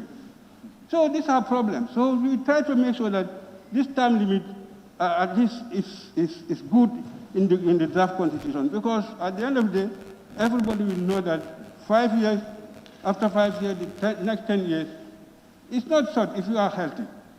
10 years is not that long if you are healthy. So I think we should bear with that. And the second term, we left by yourself. The first time people will vote for you, but the second one is just like us. All what we are saying, our electors are hearing from us, and they send us here as a representative. They know what we are saying, and on that note, they will see how they will be voted for me for the next 5 years. So whoever is here, you know from here whether I will be voted for the second term, because it will be left by yourself. The first one, you will say everything what will be good for them, for you, but at the end of the day, they will assess that what you have been saying to them, whether that was what has happened, then they will put you in on the second term. So for that second term, at the end of it, you also will know that that's my end of the position. So being that I think to stay long in a position, this is why even the civil servant, you are pensioned at the age of 60, because you cannot be staying there for life. There is no position which you may assume you stay there for life. So, Madam Speaker, that's my concern on the term limit. This is the problem in most African presidents. We will take for a period and say, let's renew it, or let's change the constitution. And what we wanted to understand here, Honorable Minister, is we are saying 10 years or 2 terms. All what we know and all our electors know is 10 years in a position. Already he stood for 5 years and he's looking for another 5 years. That's the way most of the electors are seeing it. And I think that's Order, or are you referring to him? Just clarification. You want clearance from him? Yes, that's what I'm saying. Can I? Yes. Honorable Speaker, the term limit, we have to be really careful in personalizing it. If you look at Schedule 4, it is saying effective date means the date of the coming into force of this Constitution, which shall be the date after the day this Constitution is adopted at a national referendum. That is the effective date. So in essence, what it is saying in terms of the term limit, like the member said, in fact, even the National Assembly, there is a transition. We do not break. What it says here is that 5, term of office of the incumbent president, that the person duly elected president of the Republic prior to the effective date and serving in office as at the effective date shall be the first president of the Third Republic of the Gambia and shall continue to hold the office of president in accordance with the provisions of this Constitution. So essentially what this is simply saying is that by having the Constitution adopted, it comes into force. So when it comes into force, whoever is there will be considered to be the first president of the Third Republic. That's all it is saying. And it's continuing to serve. So in essence, it is not directed at a person, it's directed at an office. And if we start looking at a person, we may confuse the whole agenda as if there's an agenda against a person. Thank you for that. I think all what we wanted to know is it's already been cleared. And as he said, we are trying to adopt the Constitution. And at the end of the day, if the Constitution is adopted while anybody who is in position will start it even wherever he is. So all what I wanted to elaborate was that long stay in office. So at least we should factor that very well. Madam Speaker, the other one is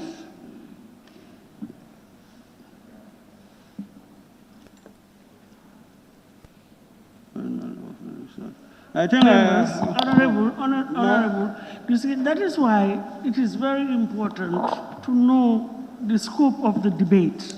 that we are dealing with the principles. But once you start going into the details, there may be a tendency, to slide. And maybe that may even cause some misinterpretation. And I don't know. I'm not saying that it is, but it is a possibility. So if we can just confine our interventions, debates on the merits and principles generally of the bill, I think we would be doing the proper thing. Thank you. Thank you, Madam Speaker. As I said, a lot has been said. I here stood and represent my constituency. And as I said, what I hear from them, and during my consultation with them, they really accept the draft constitution. Almost vast majority whom I have been hearing from, and I even got a letter from the youth of that constituency of their concern to make sure that I try to be part of the members who are going to accept this draft constitution. So on that note, Madam Speaker, I just said these are my opinion and the opinion of my constituency that we join in hand so that we can able to adopt this draft constitution. On that note, Madam Speaker, I take my seat. Thank you very much. Honorable Member for Kombo East. Thank you very much, Honorable Speaker. Honorable Speaker, I must also join my honorable colleagues to thank the CRSC for their job well done, because it's not an easy job actually, because they have to go all over the country as well as outside this country to gauge the opinions of the people. Honorable Speaker, no constitution is perfect, simply because it cannot get all the wishes and aspirations of every individual. But as I am speaking to you, I think quite a number of Gambians are very much satisfied with the content of the draft constitution, and I believe a lot have been given a consideration. Honorable Speaker, if you go into the draft constitution, you realize that the establishments and composition of the local government authority is a step in the right direction. Because these local government authorities at the 1997 constitutions, they cannot be an autonomous on their own because they rely on other people's authority. But this time around, they are really relying on their own authority because this will have a positive impact on the life and livelihood of the people within their localities. Therefore, it is good to go. I 100% support this bill, and I believe, this draft bills rather, and I believe I am speaking from my conscience and the people I am representing, because every individual, whosoever is here, is representing people. Therefore, it is quite cognizant of the fact that one have to speak for the people that they are representing. Honorable Speaker, if you go into the detail, in fact, if you just go to the draft constitution, you realize that there are so many provisions that have been captured that has some conformity with the international standard. With the nomination of the cabinet ministers, confirmation by the National Assembly is in confirmation, and it is in conformity with the international standard. So I don't think there is any problem in that. Honorable Speaker, if you go, you will realize that there are cultural rights, rights to labor practices, and the right to clean environment, economic and social rights, and rights to elderly. These are our social norms and values. So I think it is going to go for us to actually support this very important bill, and I believe there is not more to be done about this, and I don't think I have to go the Assembly with a lot of discussion on this issue. I definitely support the bill, and I'm urging all honorable members to support this very important bill. And on that note, Honorable Speaker, I thank you very much. Thank you very much. Honorable Member for Olyundum.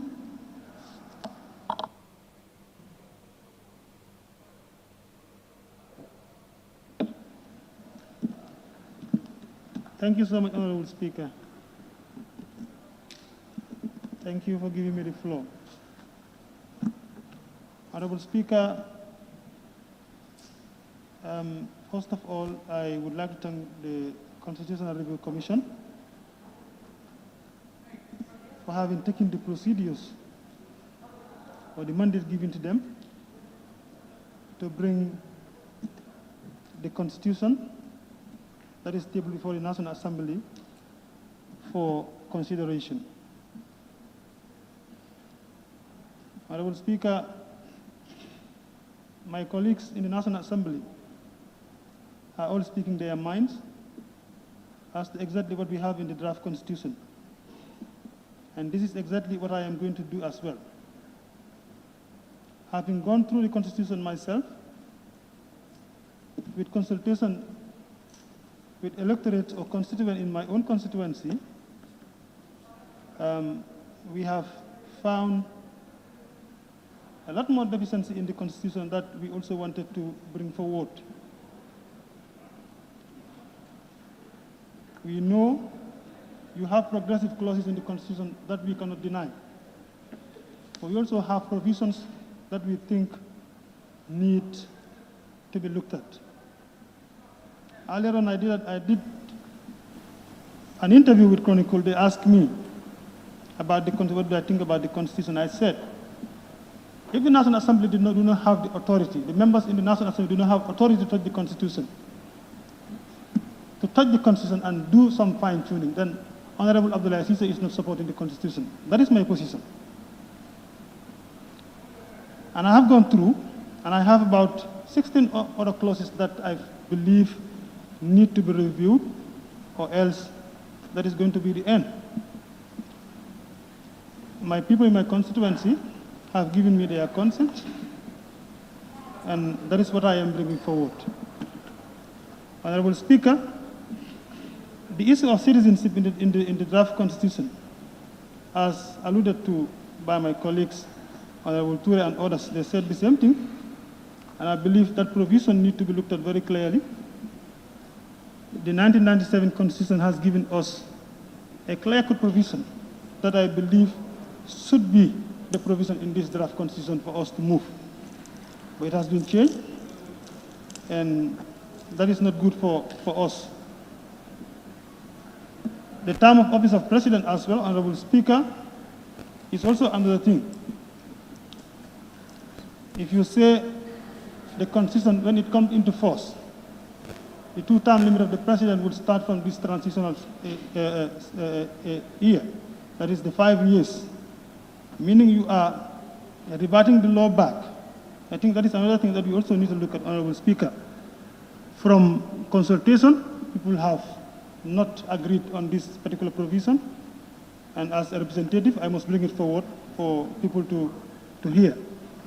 Honorable Speaker, going forward, on the appointment of ministers as well, my colleagues have said it here. I am just going to repeat them because just to make them constructive so that people will know.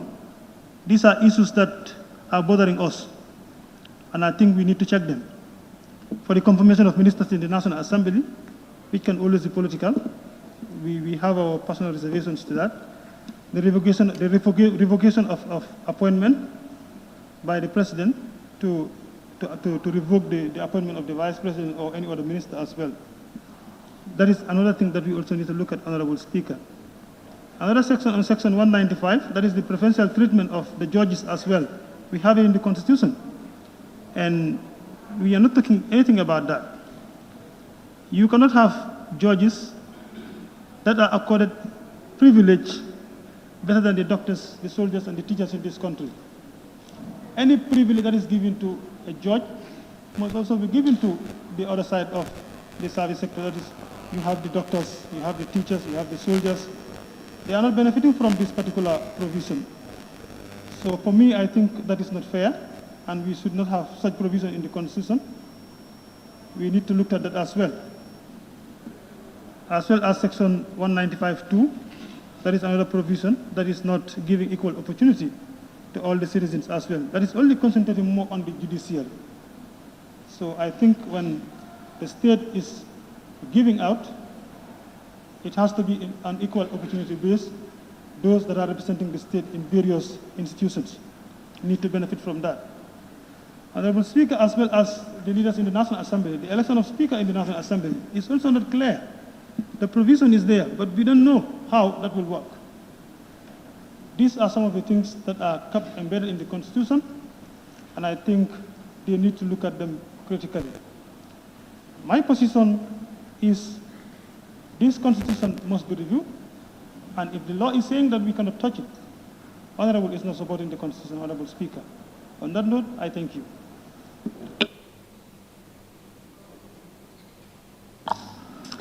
Thank you very much, Honorable Member for Yara East.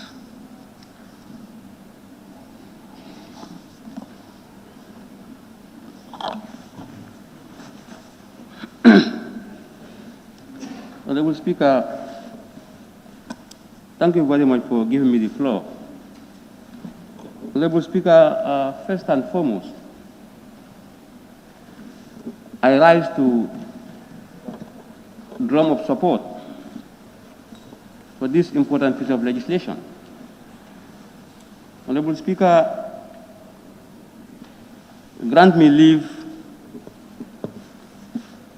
to whet our appetite historically. Honorable Speaker, at the eve of independence, that was 17th February 1965, at the eve of independence, 17th February 1965, this country of ours was gripped by what I will call independence fever. There was much hype and jubilation that as a country we are at the threshold of being commanders of our own destiny. Honorable Speaker, there came 18th February 1965 as the D-Day when the Gambia gained her independence from the British. Honorable Speaker, the moment the Gambia was declared an independent state, the Union Jack was lowered and the Gambian flag was hoisted. Honorable Speaker, I don't know whether I'm hard because we are trying to adapt to the new normal. My mouth is gag. Honorable Speaker, that shows that a lot of things have gone down the bridge. A lot of water have passed down the bridge. Honorable Speaker, independence of a country is very significant. Significant in the sense that it tells you that you as an entity, as a country, you are at liberty to be in charge of your own destiny. That we are no longer going to be dictated to. Madam Speaker, therefore, as an independent state, there are a lot of gains that a country is likely going to enjoy. Madam Speaker, to come to the extant issue at hand, that is the draft constitution.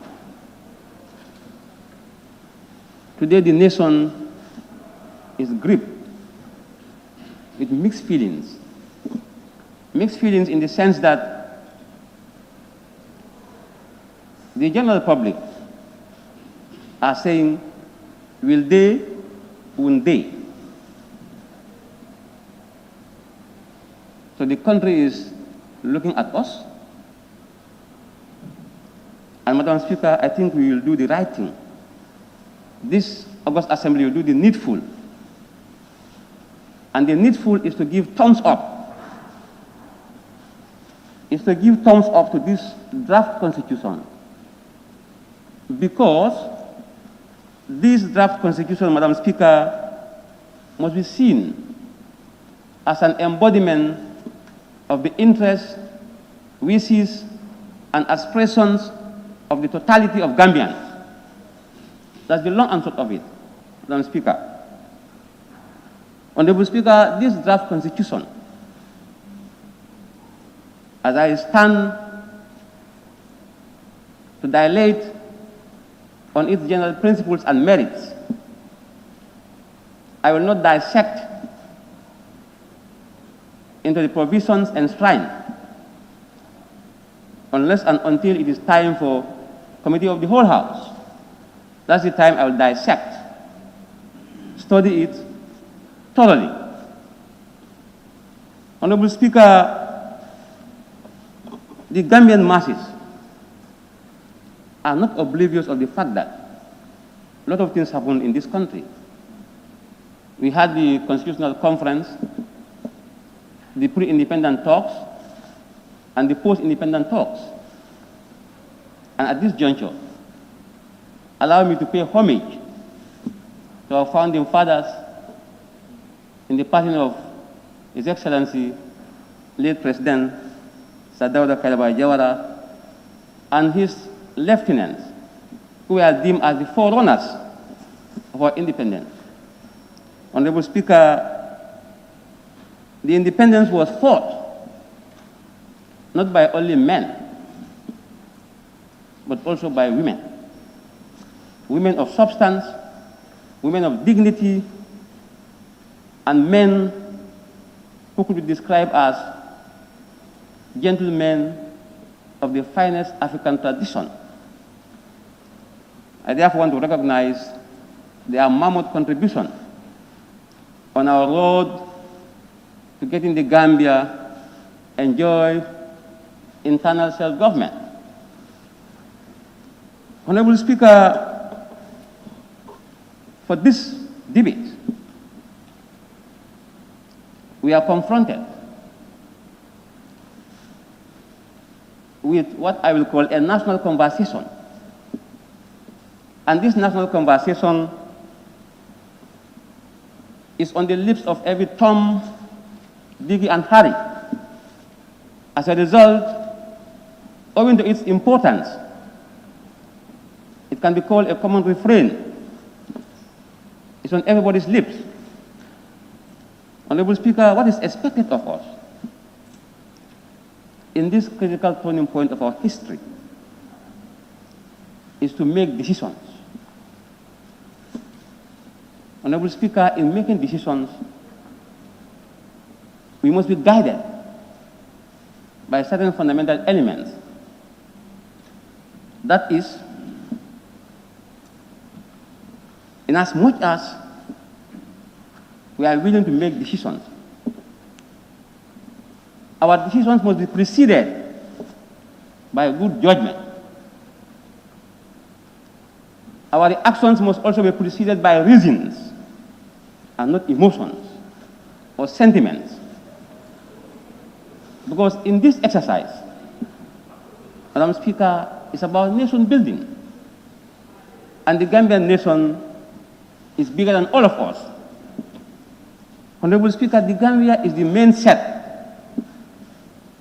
And this August Assembly serves as the subset of the main set. So the main set is bigger than the subset. The Gambian masses are bigger than the Gambian National Assembly. Yes, we are at liberty, by way of arrangement, to have a say of this important national discourse. But that doesn't mean, Madam Speaker, that we can trample on the wishes and aspirations of the totality of Gambians. Honorable Speaker, unless we forget, we are engaged in epoch-making journey. We are making history. And Madam Speaker, we must be guided by the fact that history is more than the path left by the past, for it influences our present, and it has the potency to define our future as well. It has the potency to shape our future as well. So, Madam Speaker, in our quest to make that landmark history, we must all work assiduously so as to be recorded. Honorables, I'm sorry to interrupt you. We are all guided by our standing orders as far as procedure is concerned. And I think we should all try to adhere to that. I think it's good to talk about history, historical development of everything, but I would rather you paraphrase it and then we go straight into the merits and principles of the bill. Because you've been dealing with sort of, I would term it, historical background, how we arrived at where we are today. But probably it could have been paraphrased, summarized, and then you go straight to the principles of the bill. If you can just align it, your arguments towards that angle of discourse. Thank you. Honorable Speaker, I'm humble as it pleases your good office. Thank you. Honorable Speaker, time is not our best ally. I'm compelled to put my submission in a nutshell. And I thank you for guiding me. I'm humble. Honorable Speaker, why Constitution? Why do we have Constitution? And what is the meaning of Constitution? And what a Constitution is capable of doing for a country? Honorable Speaker, I think these things are very important. It goes without saying, Honorable Speaker, that the Constitution serves as the supreme law of the country. And as a result, it goes to serve as the lifeblood of any given country. Honorable Speaker, the merits of having a constitution cannot be overemphasized. Honorable Speaker, one of them, it serves to enhance good governance. It serves to enhance the rule of law. Honorable Speaker, Constitution is incompatible with dictatorship. It is in a Constitution the rights and responsibilities of the citizens are enshrined and clearly spelled out. This is why where your right stops, that's where somebody starts. We are able to have these rights or enjoy these rights because of a constitutional instrument. Honorable Speaker, this Constitution must enjoy a yes vote. You may ask me why. Because it is an embodiment of the interests, wishes, and aspirations of the totality of Gambians. So it must enjoy a yes vote. A lot of money. If my memory can serve me, 116 million. Honorable Speaker, that's a colossal sum by all standards. And I don't think this August Assembly would like to be recorded on the wrong side of history. Because history is going to judge us. And there is no way that we can escape the long arms of justice, neither can we escape the long arms of history. So therefore, in making history, let us work towards being recorded on the positive side, so that tomorrow, our children and our children's children will have a better Gambia. Honorable Speaker, yesterday I received a lot of calls from concerned Gambians, both home and abroad. And I can tell you, for the fact that they have been, calling, they are very much concerned. about the Gambian situation. This is why they keep calling to make sure that we help move the Gambia. Honorable Speaker, when it comes to nation building, that is not like Party A or Party B. All of us share a common denominator, and that is we are all Gambians. We all have the same ID cards, and that's why we are discussing Gambian matter. This is a Gambian matter. It must be seen within that lens. It must be approached in a non-partisan manner. We must be impartial in our deliberations, and above all, to be guided by Section 112 of the 1997 Constitution.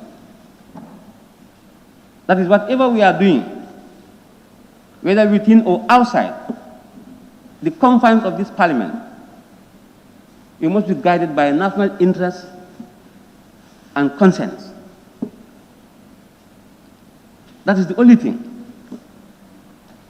So, throwing this draft constitution under the bus, may God forbid, it means we are throwing the wishes and aspirations of our fellow compatriots, and that will not go well. That will not go well for us. Honorable Speaker, talk less of the money that has been invested, but we must be here to strengthen the voices of our people. Because the long and short of representation, Madam Speaker, is to transform into realities. And if this draft constitution gets a yes vote, it means we have transformed, in no small measure, the wishes and aspirations of our electorate. Honorable Speaker, I have some honorable members talking about being asked not to give a stamp of approval to this important draft constitution. Honorable Speaker, we are politicians, and I want to use my skills here to convince them to give a yes vote to this constitution. Honorable Speaker, I am not oblivious of the fact that you can take a horse to the pond, but you can never force the horse to drink. But this time I'm ready to force you to drink. It's not poison. Drink. It's not poison. Drink it. If you trust me. I have taken mine. But I need to take yours as well. I have no qualms with our divergent opinions. It is normal. But lest we forget, Madam Speaker, this draft constitution contains a multiplicity of opinions.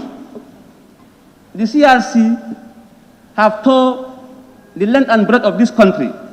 They have sounded the opinions of every Tom, Dick, and Harry, principally for them to have, a very good opinion, an opinion that could be described as undiluted, unblemished, and Gambian for that matter. And I think, Madam Speaker, for us to reject this draft constitution, that will tantamount to an abomination. May God forbid. You should make history, but make sure you make good history.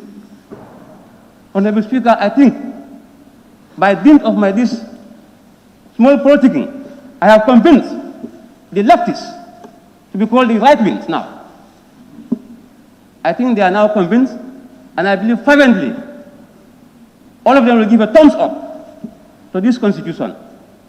This draft constitution needs only one thing, and that is a clean bill of health for it to navigate smoothly without any let or hindrance. And I could see in the eyes of my honorable colleagues that they are all patriotic sons and daughters of this great country. And if there is any motivation, I can tell you, it has to do with your patriotic sentiments. That's the only driving force. You are not forced to accept something that could be called an alien constitution. But this is Gambian constitution. Honorable Speaker, when I was in the primary school, I was told that democracy means by the people, for the people, and of the people. And I can tell you, so is this constitution. It's by the people, for the people, and of the people. So please, let us have country at the forefront. Let the interest of the country supersede whatever parochial interest we might have. It is about the Gambia. And all of us are part of that set. That's why we are considered as the subset. So the Gambian people are the main set. So let us make sure that we accept this draft constitution. Because remember, Gambians are the architects. They will be the architects of this draft constitution by way of referendum. And I have no doubt in my mind the amount of money, human capital that has been injected into this constitutional building will not go in vain. It will not go in vain. Honorable Speaker, I think honorable members have got me and they have heard me very clearly that the Constitution is our own Constitution. It's not something that is alien. And I have no doubt in my mind that after total scrutiny, we are going to give a yes vote to this Constitution. Because remember, the Gambian people are very much concerned. They are not concerned about the money that has been invested, but they are concerned about ousting their wishes and aspirations into the dustbin of history. And I don't think we'll do that, Madam Speaker. I want to be counted for having voted for this draft constitution. And I want you to be counted as well. I am ready. Are you ready? Thank you. Thank you. Thank you very much. Honorable Member for Sandu.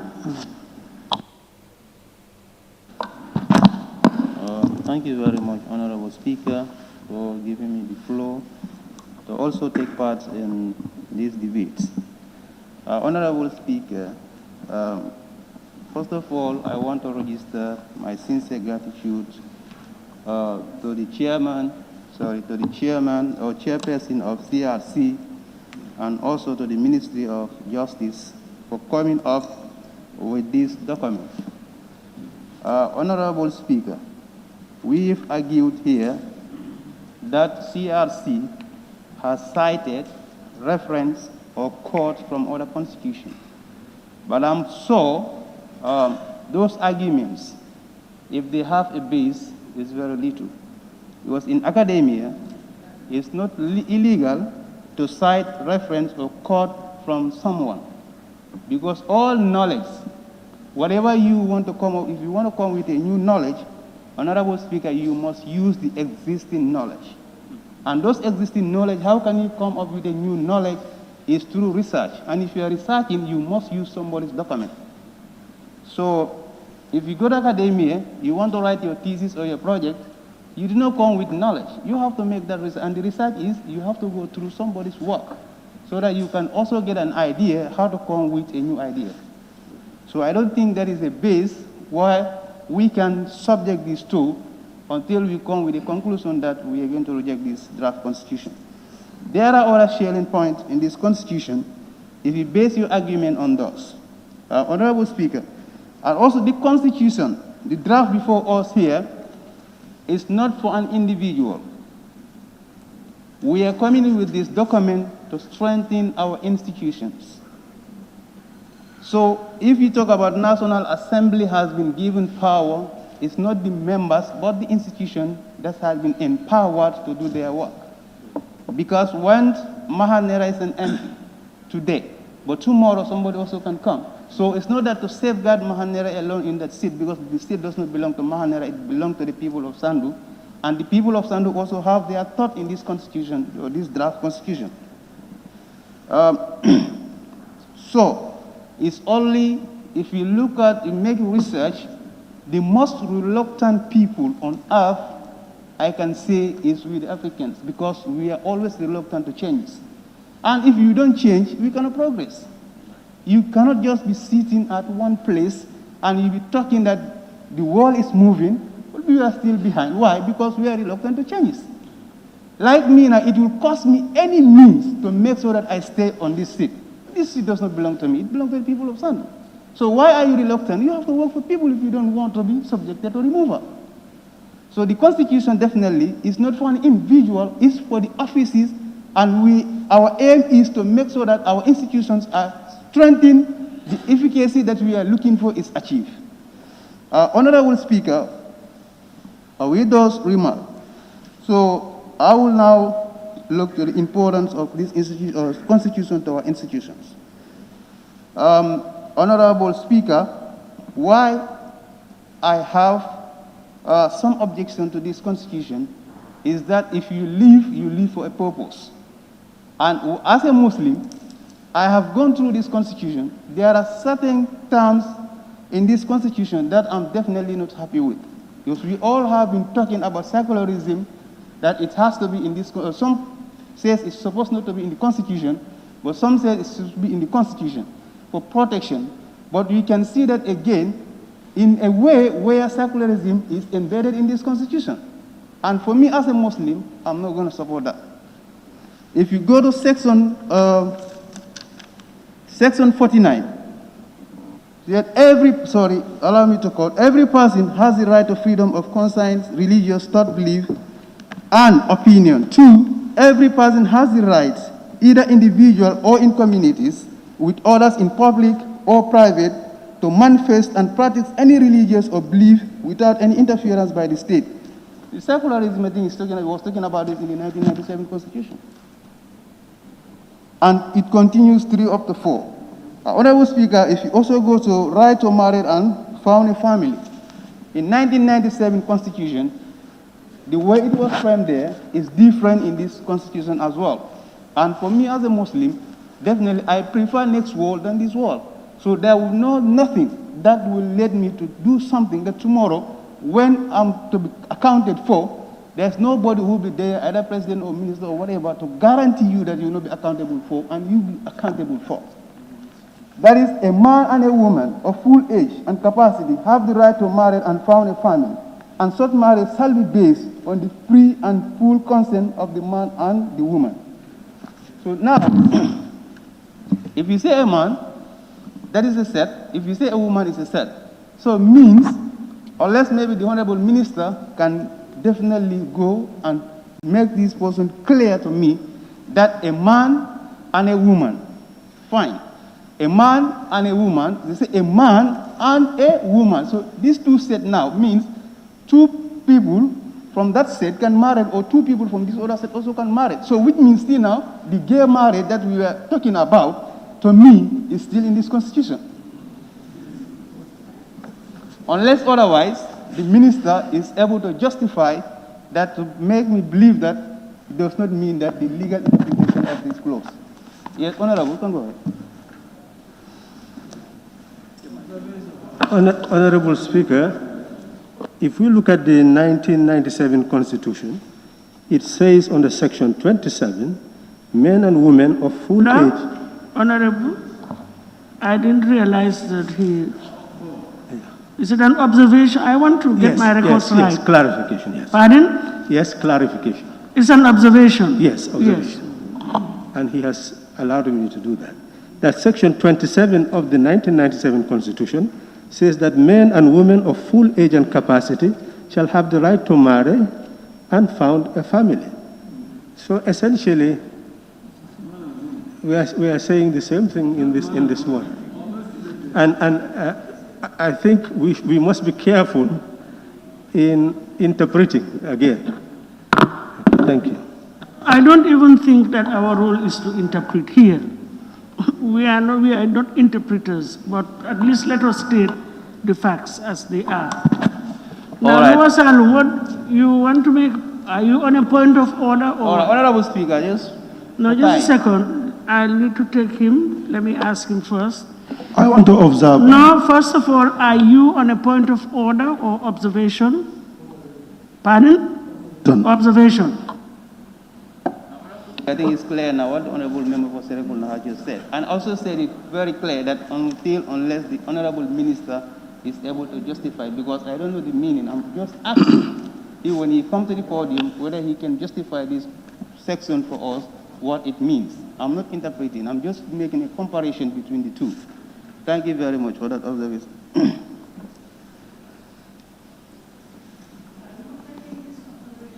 No, let me just continue. Okay. All right, good, Honorable Speaker. Thank you very much. Thank you, Honorable Member for Serekunda. You can see it now, like what I was saying, nobody is born with knowledge. You must get knowledge from other people. Honorable Speaker, this section, all right, I will leave it, the Honorable Minister can elaborate more on that. And Honorable Speaker, right to property. What I've seen here is only government or states that may forfeit property from someone in the illegal way. But Honorable Speaker, right to property, we have been experiencing a lot of problems in our area, especially in the rural areas. Now, the Honorable Minister, if this constitution definitely is in line with our criminal laws, if you go to our areas, Honorable Speaker, the theft cases in this, in URR is rampant. And what happened, if somebody has right to his own property, and somebody just come and steal that property from you, then the legal procedures is that that person, you should not touch the person. But at the end, those people, why are they even going ahead to make sure that they also do something to those people is because our justice system. You take somebody to court, at the end of the day, you are frustrated, you use money, you pay lawyers, so at the end of the day, you only forgive your case.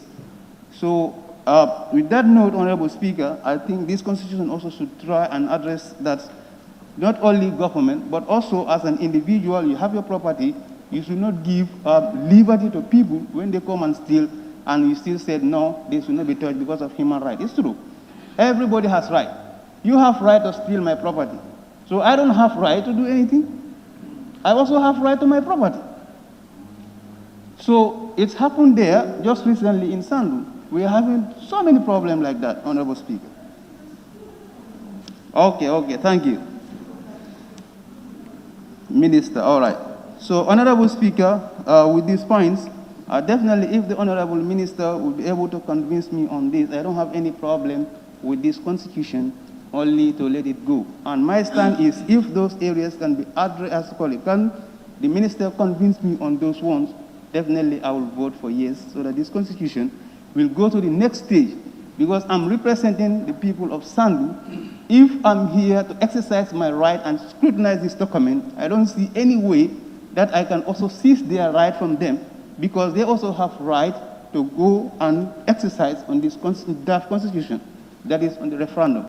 And also, I would tell members, still now the parliament has power to do something with this. These people are saying parliament has no power. Fine, because in our standing orders, you can see that from this stage now, it's either go to the next stage, either we refer it to committee. The committee also can engage, so that anything that we don't want here, we can discuss with the ministry or CRC and see how best we can fine-tune this one. But we will not definitely at this stage to drop this constitution, and definitely I don't see any reason that we should do that. Honorable Speaker, thank you very much. Thank you very much. Honorable Member for Opanyomi, I've been listening for the past 15 minutes. You were not around.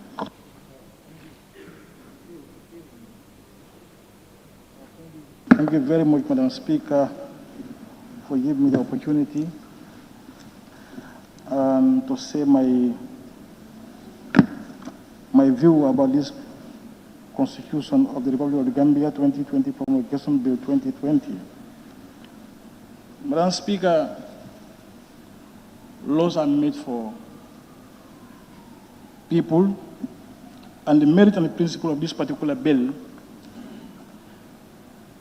is that the 1997 Constitution, we don't see it as something befitting to our condition. And that was the reason why we set up CRC to come up with a new constitution. Madam Speaker, I only want to ask the Justice Minister this particular question because it has been going on the social media that the NAMs don't have any right to touch even a comma on this constitution. So if that is the case, then after your clarification, Honorable Minister will take my decision.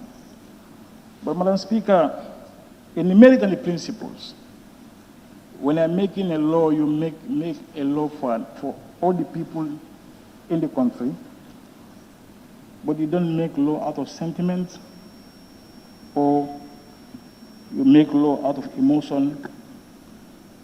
And if that happens, then we will see that particular law as discriminatory, meaning that, you know, it's discriminating a section of society, or maybe it's made for an individual.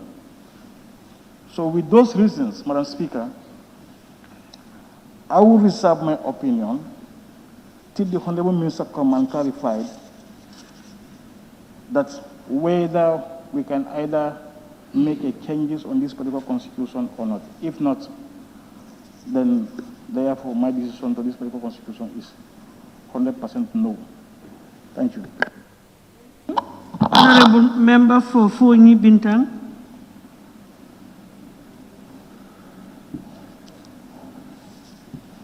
Thank you very much, Madam Speaker. Madam Speaker, most of the issues I want to highlight here are taken care of by my colleagues, but nevertheless, I'll be very brief and go straight to the point. Let me first go to the President's nomination of ministers. Madam Speaker, I believe that you have the three terms of government. That's the executive, the legislature, and the judiciary. And we are all advocating that they should be independent. So this is why I have the belief that the President should nominate his ministers without coming to the Parliament for approval. But more so also, you have to know that if you are saying that all these organs should be independent, the President also should not have a hand in selecting National Assembly members.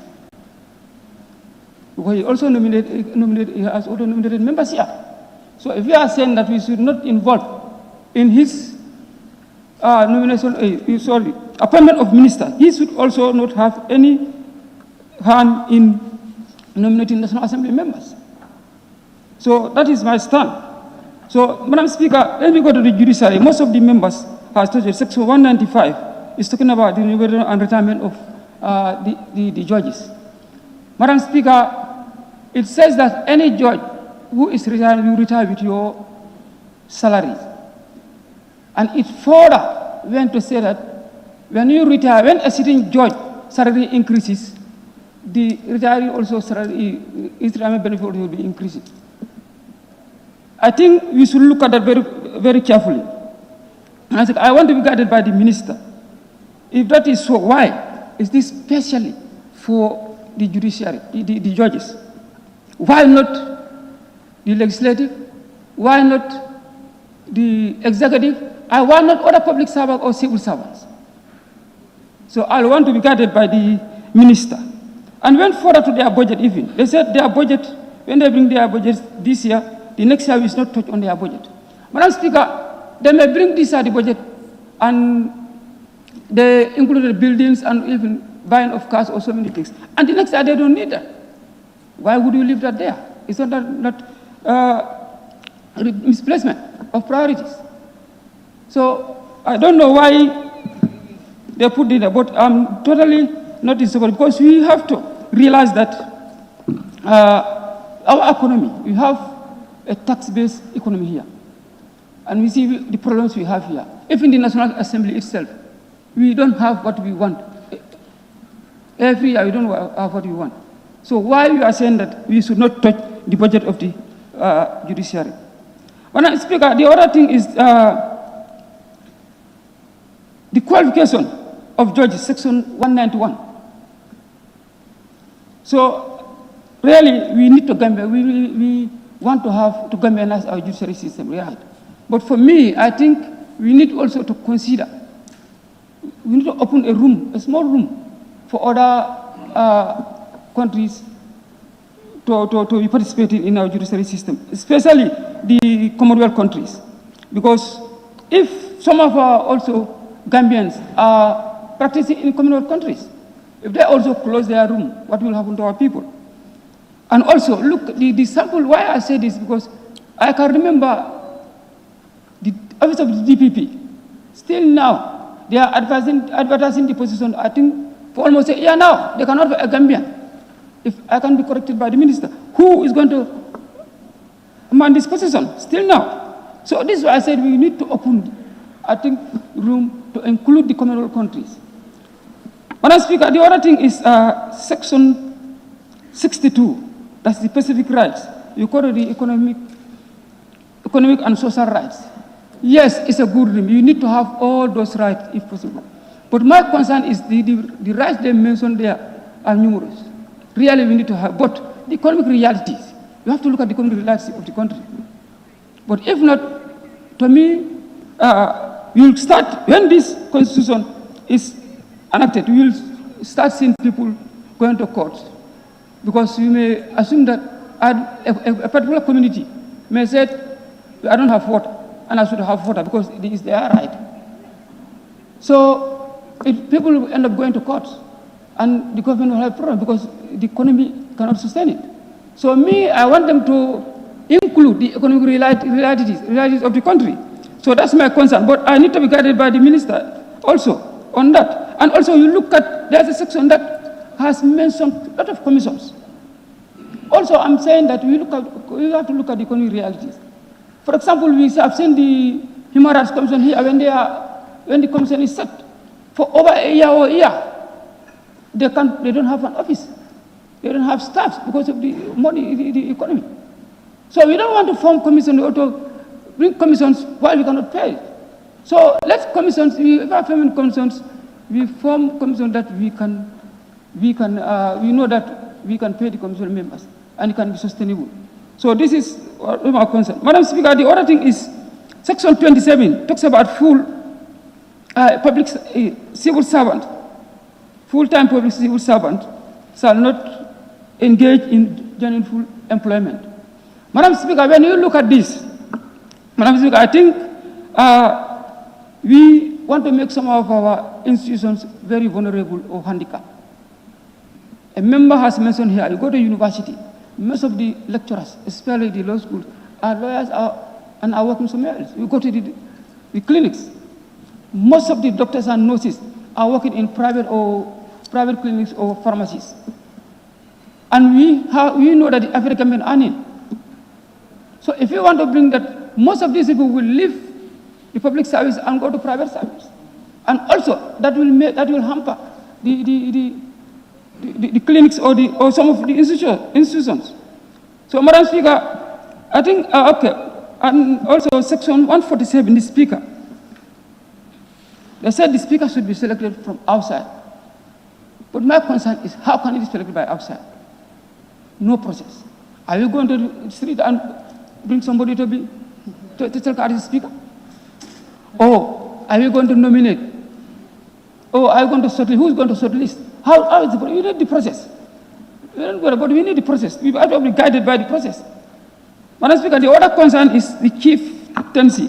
Because as I say, when you are elected, once elected, you are there for life. Madam Speaker, I think you are all talking here that when you overstay, you become a dictator. So my concern here is, if somebody is elected and is there for life, he will do whatever he wants because you know that nobody will challenge me on my position. So I need to be guided. And I want, if possible, let them be elected as National Assembly, as the president and other people. Every 5 years, let your people gauge you and know whether they want you to lead them or not. So that also. And Madam Speaker, Clause 7.3, the supremacy of the court. Let me, if you may allow, let me read that one. That any law that is inconsistent with the Constitution is void to the extent of, Section 3. The validity or legality of this Constitution is not subject to challenges by or before any court or other organ of the state. To my understanding, it is saying that when this draft constitution became the constitution of the Republic of Gambia, nobody should have right, whatever is here, should have right to challenge it in the courts. And we are talking of many rights here. So to me, I want to be guided by the minister also, please. We are very sorry, although you usually come, the starting of the process are not there, but anyway, this is the law. This is the procedures. We have to. Okay, and the other thing, Madam Speaker, we have to. Why I want to be clear on this issue is we have to know that after all this process, this draft constitution is going to a body, and that body will be responsible for interpretation and enforcement of this constitution. So this is why I want everything that is here be clear, so that everything should be clear to everybody. Because I don't want when this goes to that body, every time people will go in to the courts for interpretation. So, Madam Speaker, one thing I want to advise members and myself is that when we are voting for this constitution, let's vote on the basis of the merit and progressive nature of the contents of this draft. Not that the 1997 constitution is bad. It's not bad. And the campaign strategy, Madam Speaker, people are using can hamper the progress of this draft. Because some of them are using 1970s as attaching it to a political party, which I think when it is done, this can sway the electorate to vote on political lines. And that is not our intention. This is a national document. This is not a political document. It doesn't belong to any political party. It belongs to the Gambian people. What we want is the progress of the Gambia. What is good for the Gambia? So I'm advising, because why I say this is, somebody called me yesterday and said, Honorable, I don't know him. He started talking about this constitution. I told me that this constitution, you know, Gambia and a party is doing that. I tell him that you are convincing a wrong person then. You want to convince him, then you are convincing a wrong person. He said, why? I think it's Honorable Kamara. I said, yes. Honorable Kamara of a party. He said, no, you know, you are reasonable. I said, you said I'm foolish, and you said I'm reasonable again. So you see, this is why I said we should vote not on political lines. We should not campaign not on political lines. Let us campaign on the merits and the progressive nature of this text. Thank you very much. Thank you. Point of order, Madam Speaker. Sorry. Point of order. Honorable Woolley West, please. I'm sorry, Woolley East, please. Can we have one Point meeting? of order, Madam Speaker. No, please, Woolley East. No, I'm not giving you the floor. Thank you. It's my right, Honorable Speaker. You cannot be autocratic Honorable dictator. Woolley East. No, what I'm saying is a point of order. Honorable Woolley East. Point of order, Madam He Speaker. has to listen to the chair. Please, both of you, you have to listen to the chair. Honorable Woolley East. Okay. Woolley East. Yes, thank I've you. not given you the floor. Yeah, thank you, Honorable Speaker. No. I said, I have not given you the floor. All right, thank you. You will be next, but not now. Kiang East. Honorable Member for Kiang East. Can't you say? Point of order, Madam Speaker. Yes.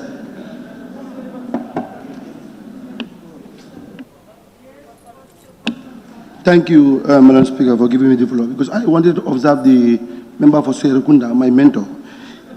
Yes, clause 34. Clause 34. Yes, clause 34 of the standing order. 34(1) of the standing order.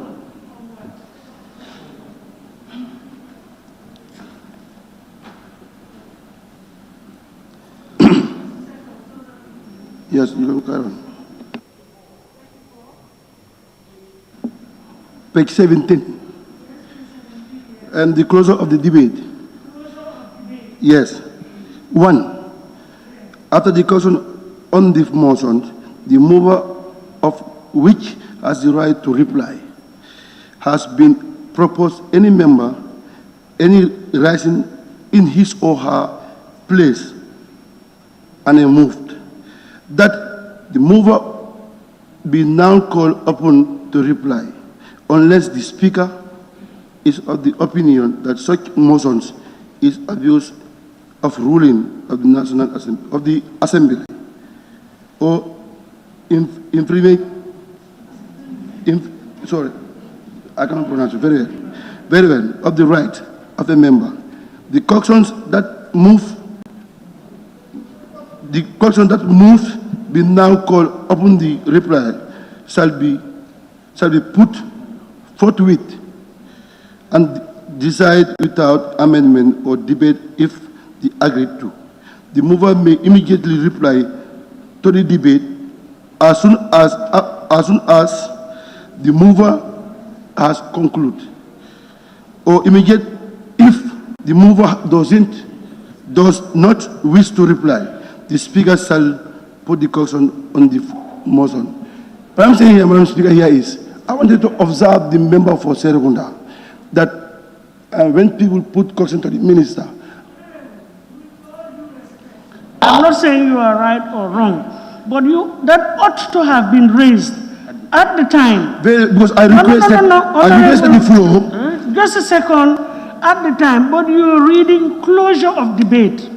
No debate has closed yet. Here, so I will overrule that, please. The member for Serekunda is not the move. Point of order. There is no need to prolong this because it's not an issue. Point we're of not order. together. We're not on the same wavelength. This is closure of debate. What he has referred to is closure of debate. No debate has closed yet. Point of for order. a mover to be called upon to respond. So, Honorable Member for Lower Salum, you are overruled. Who was on the floor? Where's the list? Honorable Speaker. Combo is, can I please allow, no, it's Kiang. It's Kiang. Sorry. All right. Honorable Speaker, somebody is raising point of order. Can you give him the opportunity, please?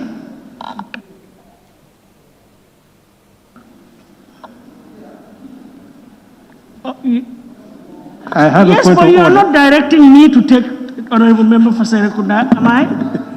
No, you are if not. he wants to raise a point, everybody has been given a chance. Yes, Honorable. Nobody has ever been denied a chance. No, Am I right or wrong? you are right. Yes, so if he wants to raise a point, he can raise his tag and then refer us to the relevant section and we proceed. Because as I always say, nobody has monopoly over knowledge. We are always guided by our collective will here. And if an A is wrong, B might come on and show us the right, that we should do A. Let's look at A, B, and C. But I don't want the impression to be given that, anybody is being denied. Thank you. Serekunda, what do you want? Yes, Honorable Speaker, I was raising a point of order against the member mentioning my name and attaching me to something that has nothing to do with me, because I've always intervened under Standing Order 32, which says very clearly. But Honorable, my only point there is that I had overruled him. So the issue is expunged from the record. Well, it's okay. Period. It's okay. It's okay. Thank you. And I hope you refer to Standing Order 32. Thank you, Kiang is, yes, thank you. Thank you, Honorable Speaker, for the opportunity to take part in this historic debate. Indeed, it's a historic moment for all of us here.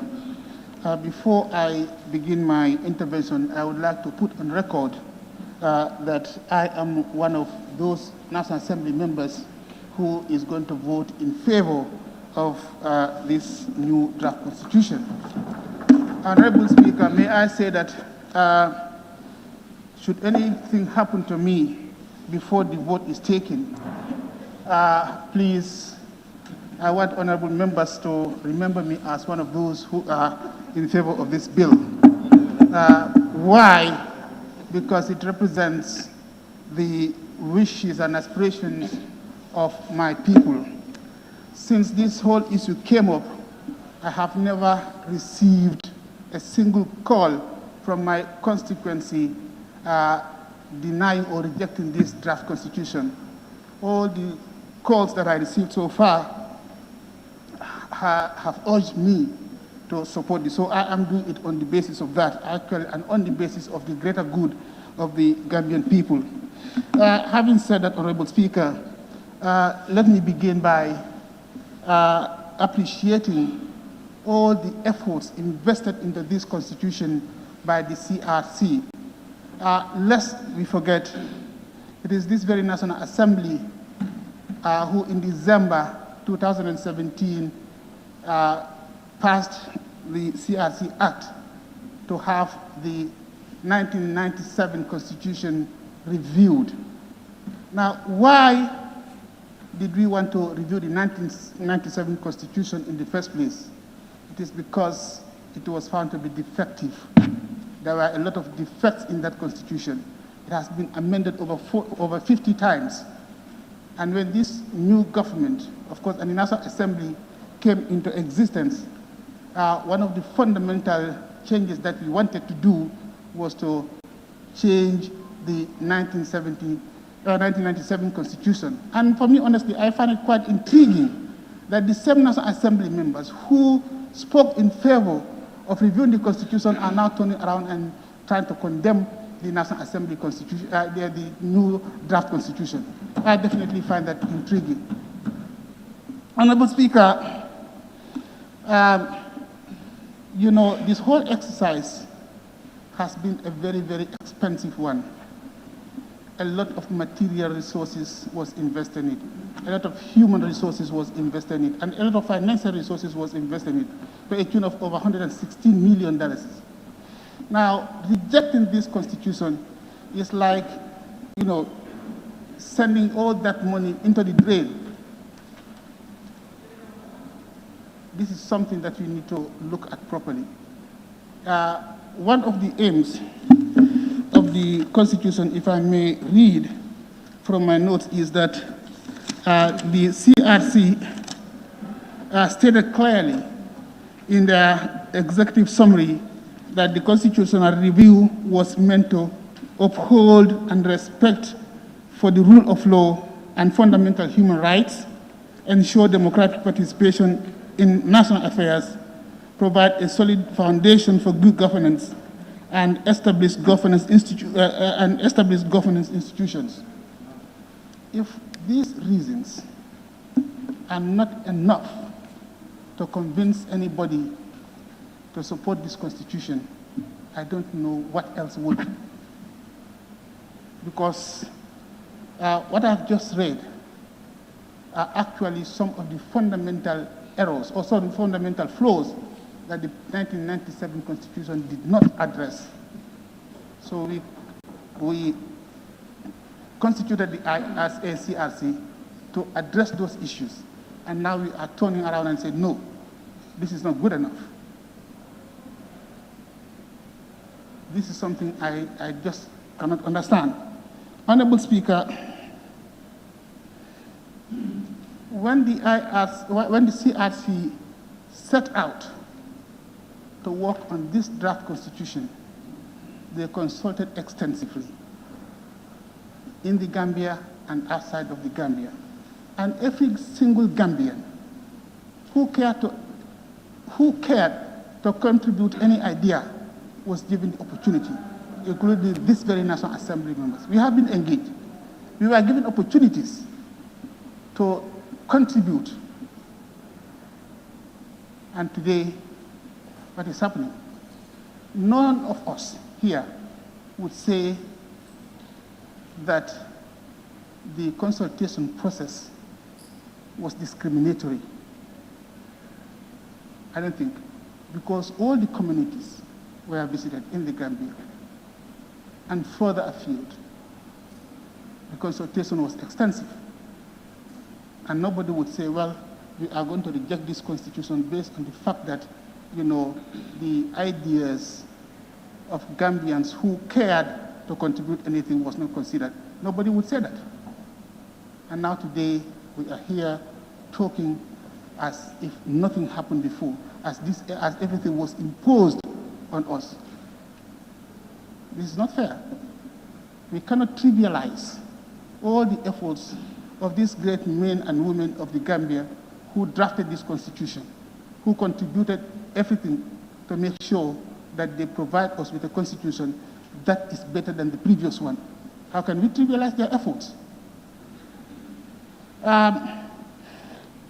I was listening to the debate yesterday, and I was disappointed at some of the statements that are uttered here. One of which is that the Constitution was plagiarized. Those who spoke about plagiarism did not mention, may not necessarily mention the word plagiarism, but when you say you cut and paste, that essentially is plagiarism. That this Constitution is a plagiarized Constitution from the Ghanaian Constitution. And in academia, lest they don't know, plagiarism means taking somebody's work or somebody's idea and pass it on as your own. But when you use somebody else's ideas or somebody else's work and you acknowledge it, that's not plagiarism. I think they need to educate themselves about plagiarism. So it's not a plagiarized Constitution. And there is nothing wrong to borrow ideas from other ideas. We always adopt and adapt to suit our own situation. That is what they have done. That's not plagiarism, in case they don't know. Honorable Speaker, another issue that came up during the debate was on citizenship. A lot of people have expressed concern about citizenship, both within this assembly and outside of the assembly. But for me personally, this is my personal opinion, that citizenship must be jealously guarded. We have to protect our citizenship. Every country has their own peculiarities. So what is good in Uganda is not necessarily going to be good for the Gambia. So we have to understand our own peculiarities when it comes to that. Gambia is one of the smallest countries in Africa, yet one of the most populated countries in Africa. So we cannot allow our citizenship, we cannot just open the floodgates for everybody to come and become a citizen, automatically through birthright. Of course, the Constitution is clear. Nobody is barring anybody from acquiring Gambian citizenship, and that's clearly stated. There are channels, there are legal ways of doing it through either registration or naturalization. So I don't see anything wrong with that, Honorable Speaker.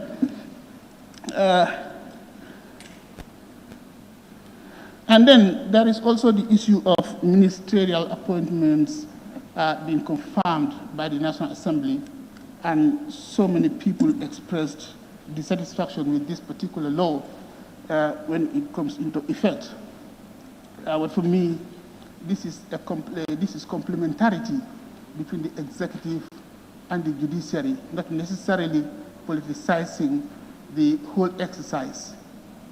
When the executive nominates people for the ministerial position, they are brought to the National Assembly for vetting and confirmation. For me, that is complementarity. We're not necessarily going to subject anything to politics. But because, definitely we do have a lot of different political parties represented here. So I don't think nobody is going to politicize it, if indeed the nation's interest is important for us.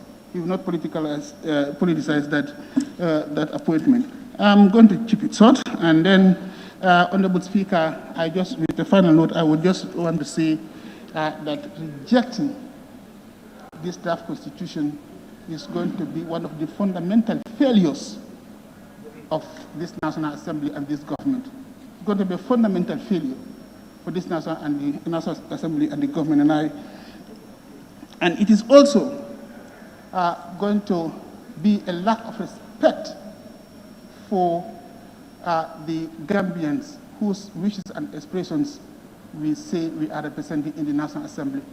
So, Honorable Speakers, I would urge each and every one of us to vote in favor of this draft constitution. On that note, Honorable Speaker, I beg to take my seat. Thank you.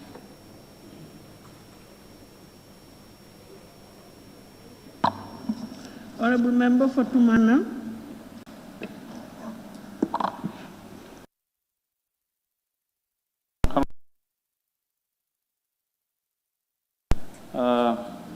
I wanted to thank CR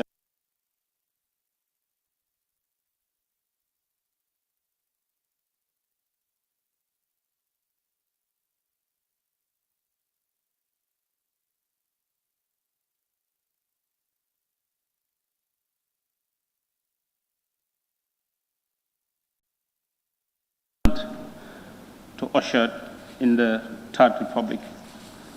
And again, thank my fellow National Assembly members for the entire process too, because it was in a fateful day, or in a fateful month of December in 2017, the National Assembly of the Gambia established a Constitutional Review Commission to draft the country's third constitution. Both the current government and citizens appear to give or to agree that give numerous amendments to the Constitution and several undemocratic provisions. Developing a new Constitution that will meet the wishes and aspirations of the Gambians and the need for new Constitution cannot be overemphasized, Honorable Speaker. I really wanted to also take part in the debate. A lot have been said since last week up to now. But anyway, I believe with this draft constitution, we have the destiny of this country at hand or on our shoulders. We either preserve it or we throw it away. The destiny of this country is this draft constitution. And I believe as the member of parliament or members of parliament and people representatives, we should really support this draft constitution. On my behalf, and on behalf of the people of Tumana constituency, I am in support of this draft constitution. Honorable Speaker, the reason is this constitution is not my constitution. It's not the constitution of this parliament. It's not the president's constitution, neither the entire executive constitution, but this is the constitution of the people of the Republic of the Gambia. Because looking at the report, what the CRC told us here, the way and the manner, or the procedures that they followed to draft this constitution, that's the public consultations. That was very key, and we are all aware what has happened in this country. The CRC went around this country, the length and breadth of this country. You talk about the consultations in the Gambia, the face-to-face stakeholders consultations, focus groups discussions, face-to-face interviews, household surveys, public participation platforms. What else do we need? What else are we asking for as the people representative? If this is not enough, what else are we asking for as people representative? Please, honorable colleagues, the world is moving and the Gambia is not really moving. One of the reasons why we are not moving is because of the law that we have. It does not test, it does not serve the interests of the people of this country. And for us to build a better Gambia, we have to have a constitution that is going to serve for the supreme interests of this country, and that's the people. We are not only here to represent ourselves, we are here to represent the people of this country, that's the Gambian people. I believe that this document is in the supreme interest of the people of this country. If I have one or two things in the Constitution that did not favor us, and in fact, I have them in this Constitution. I have some of the clauses that did not favor me as an individual. But that does not necessarily mean that I should go against this entire Constitution.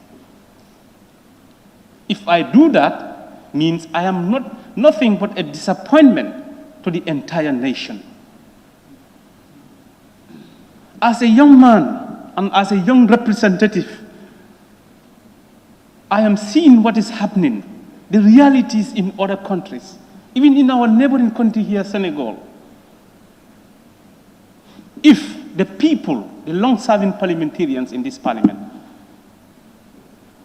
did not give us the genesis of what has transpired in this country, I would not even know. The 1997 Constitution, then I was 7 years old.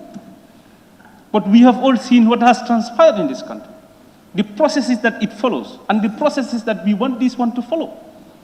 It's like the East and the West, Honorable Speaker. Honorable Speaker, like many people talked about the term of the president. I think this is very simple. The president, the current president of the Republic of the Gambia, unless if he did not want to stick to his words. He said he don't know anything about the affairs of government.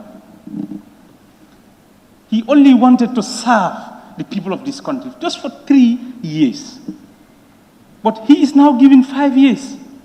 If I was in his shoe, or if I am in his shoe, what is wrong if they did not include my current term in this draft constitution? Should I kill myself about that? I am not saying that's what he is doing, but many are defending on that dimension. And if we should do that, mean we are not doing justice to the people of this country.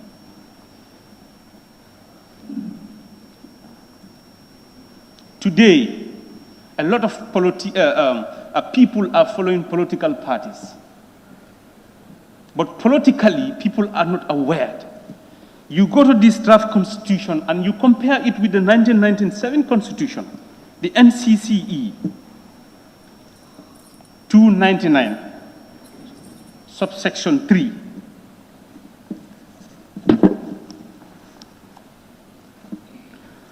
(299), Madam Speaker,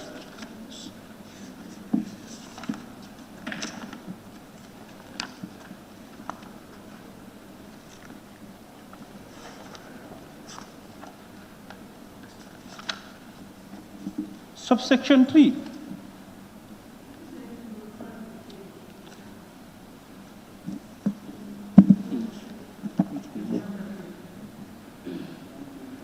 Yeah, it's 138.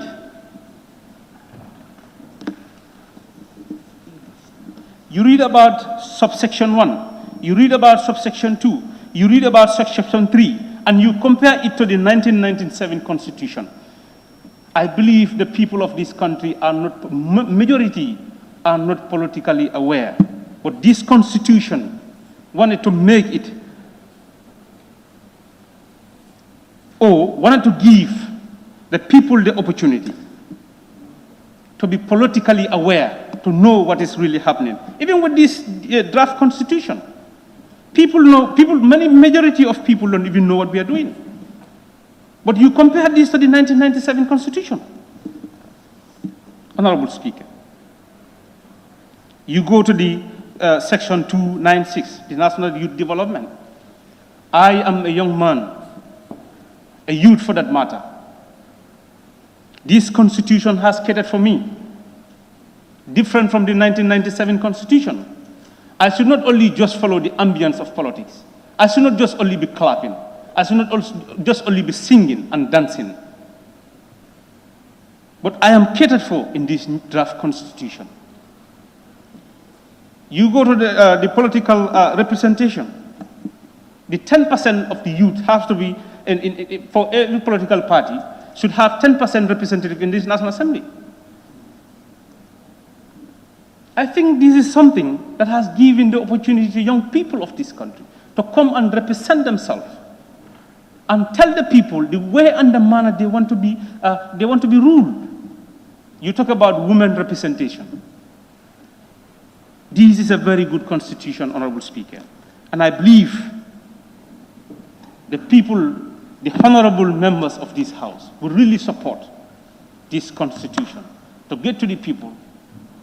Either they accept it or not, that's left to them. But we have to pass this constitution to the people. Honorable Speaker, the amount of money spent in drafting this constitution is huge. The constituency, without a health center, 116 million can build first-class health center in my constituency. We want that money to go in vain like that. That should not be. Please, honorable members, I believe you are going to support this. I am with the conviction, I am really optimistic that you people are going to support this, honorable members. Please, let us support this draft constitution. It is the constitution of the people. Please, every Gambian is watching. Every Gambian is watching, and they want to know what we are going to do here today. Please, honorable members, let us support this draft constitution, because it is the constitution of the people.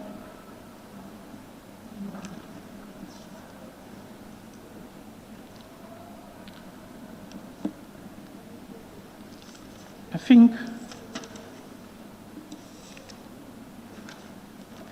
Honorable Speaker, I wanted to buttress on certain points, but I think there is no need because majority of the members have spoken on those areas. So for that being the case, okay, the section 157, I think this is very important. I am here representing the people of my constituents, who are Fulas, Mandinkas, Wolof, Sarahules, and any other tribe. But they really want to know what I am saying in this parliament. So to introduce a local language or national language in the parliament, to speak to them in the language that they understand, they know what I am saying. This constitution has catered for that. This is why I said this is the people's constitution, Honorable Speaker.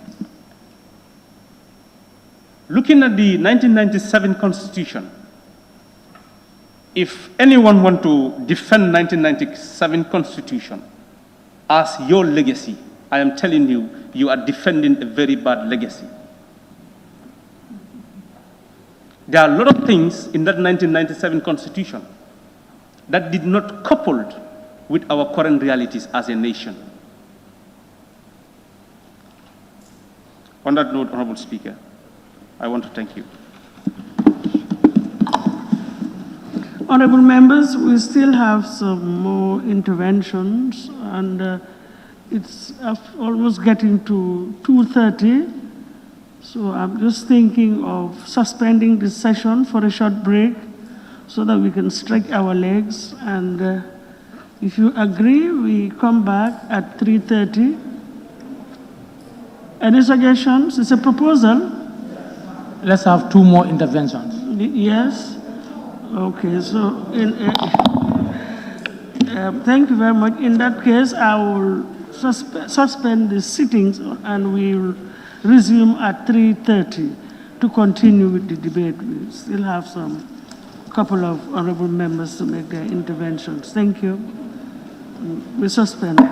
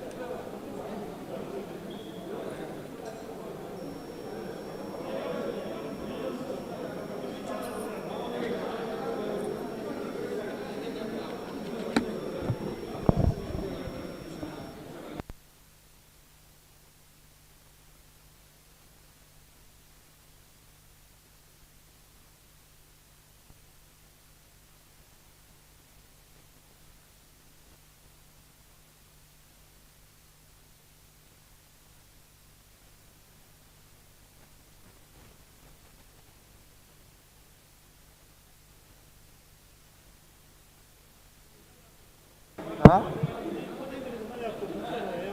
Okay, bita. No problem. Kalau fangin na masuk WhatsApp after ngi final. Ha. Ni nga ko rek ngadi la. Ha? Amanya kan.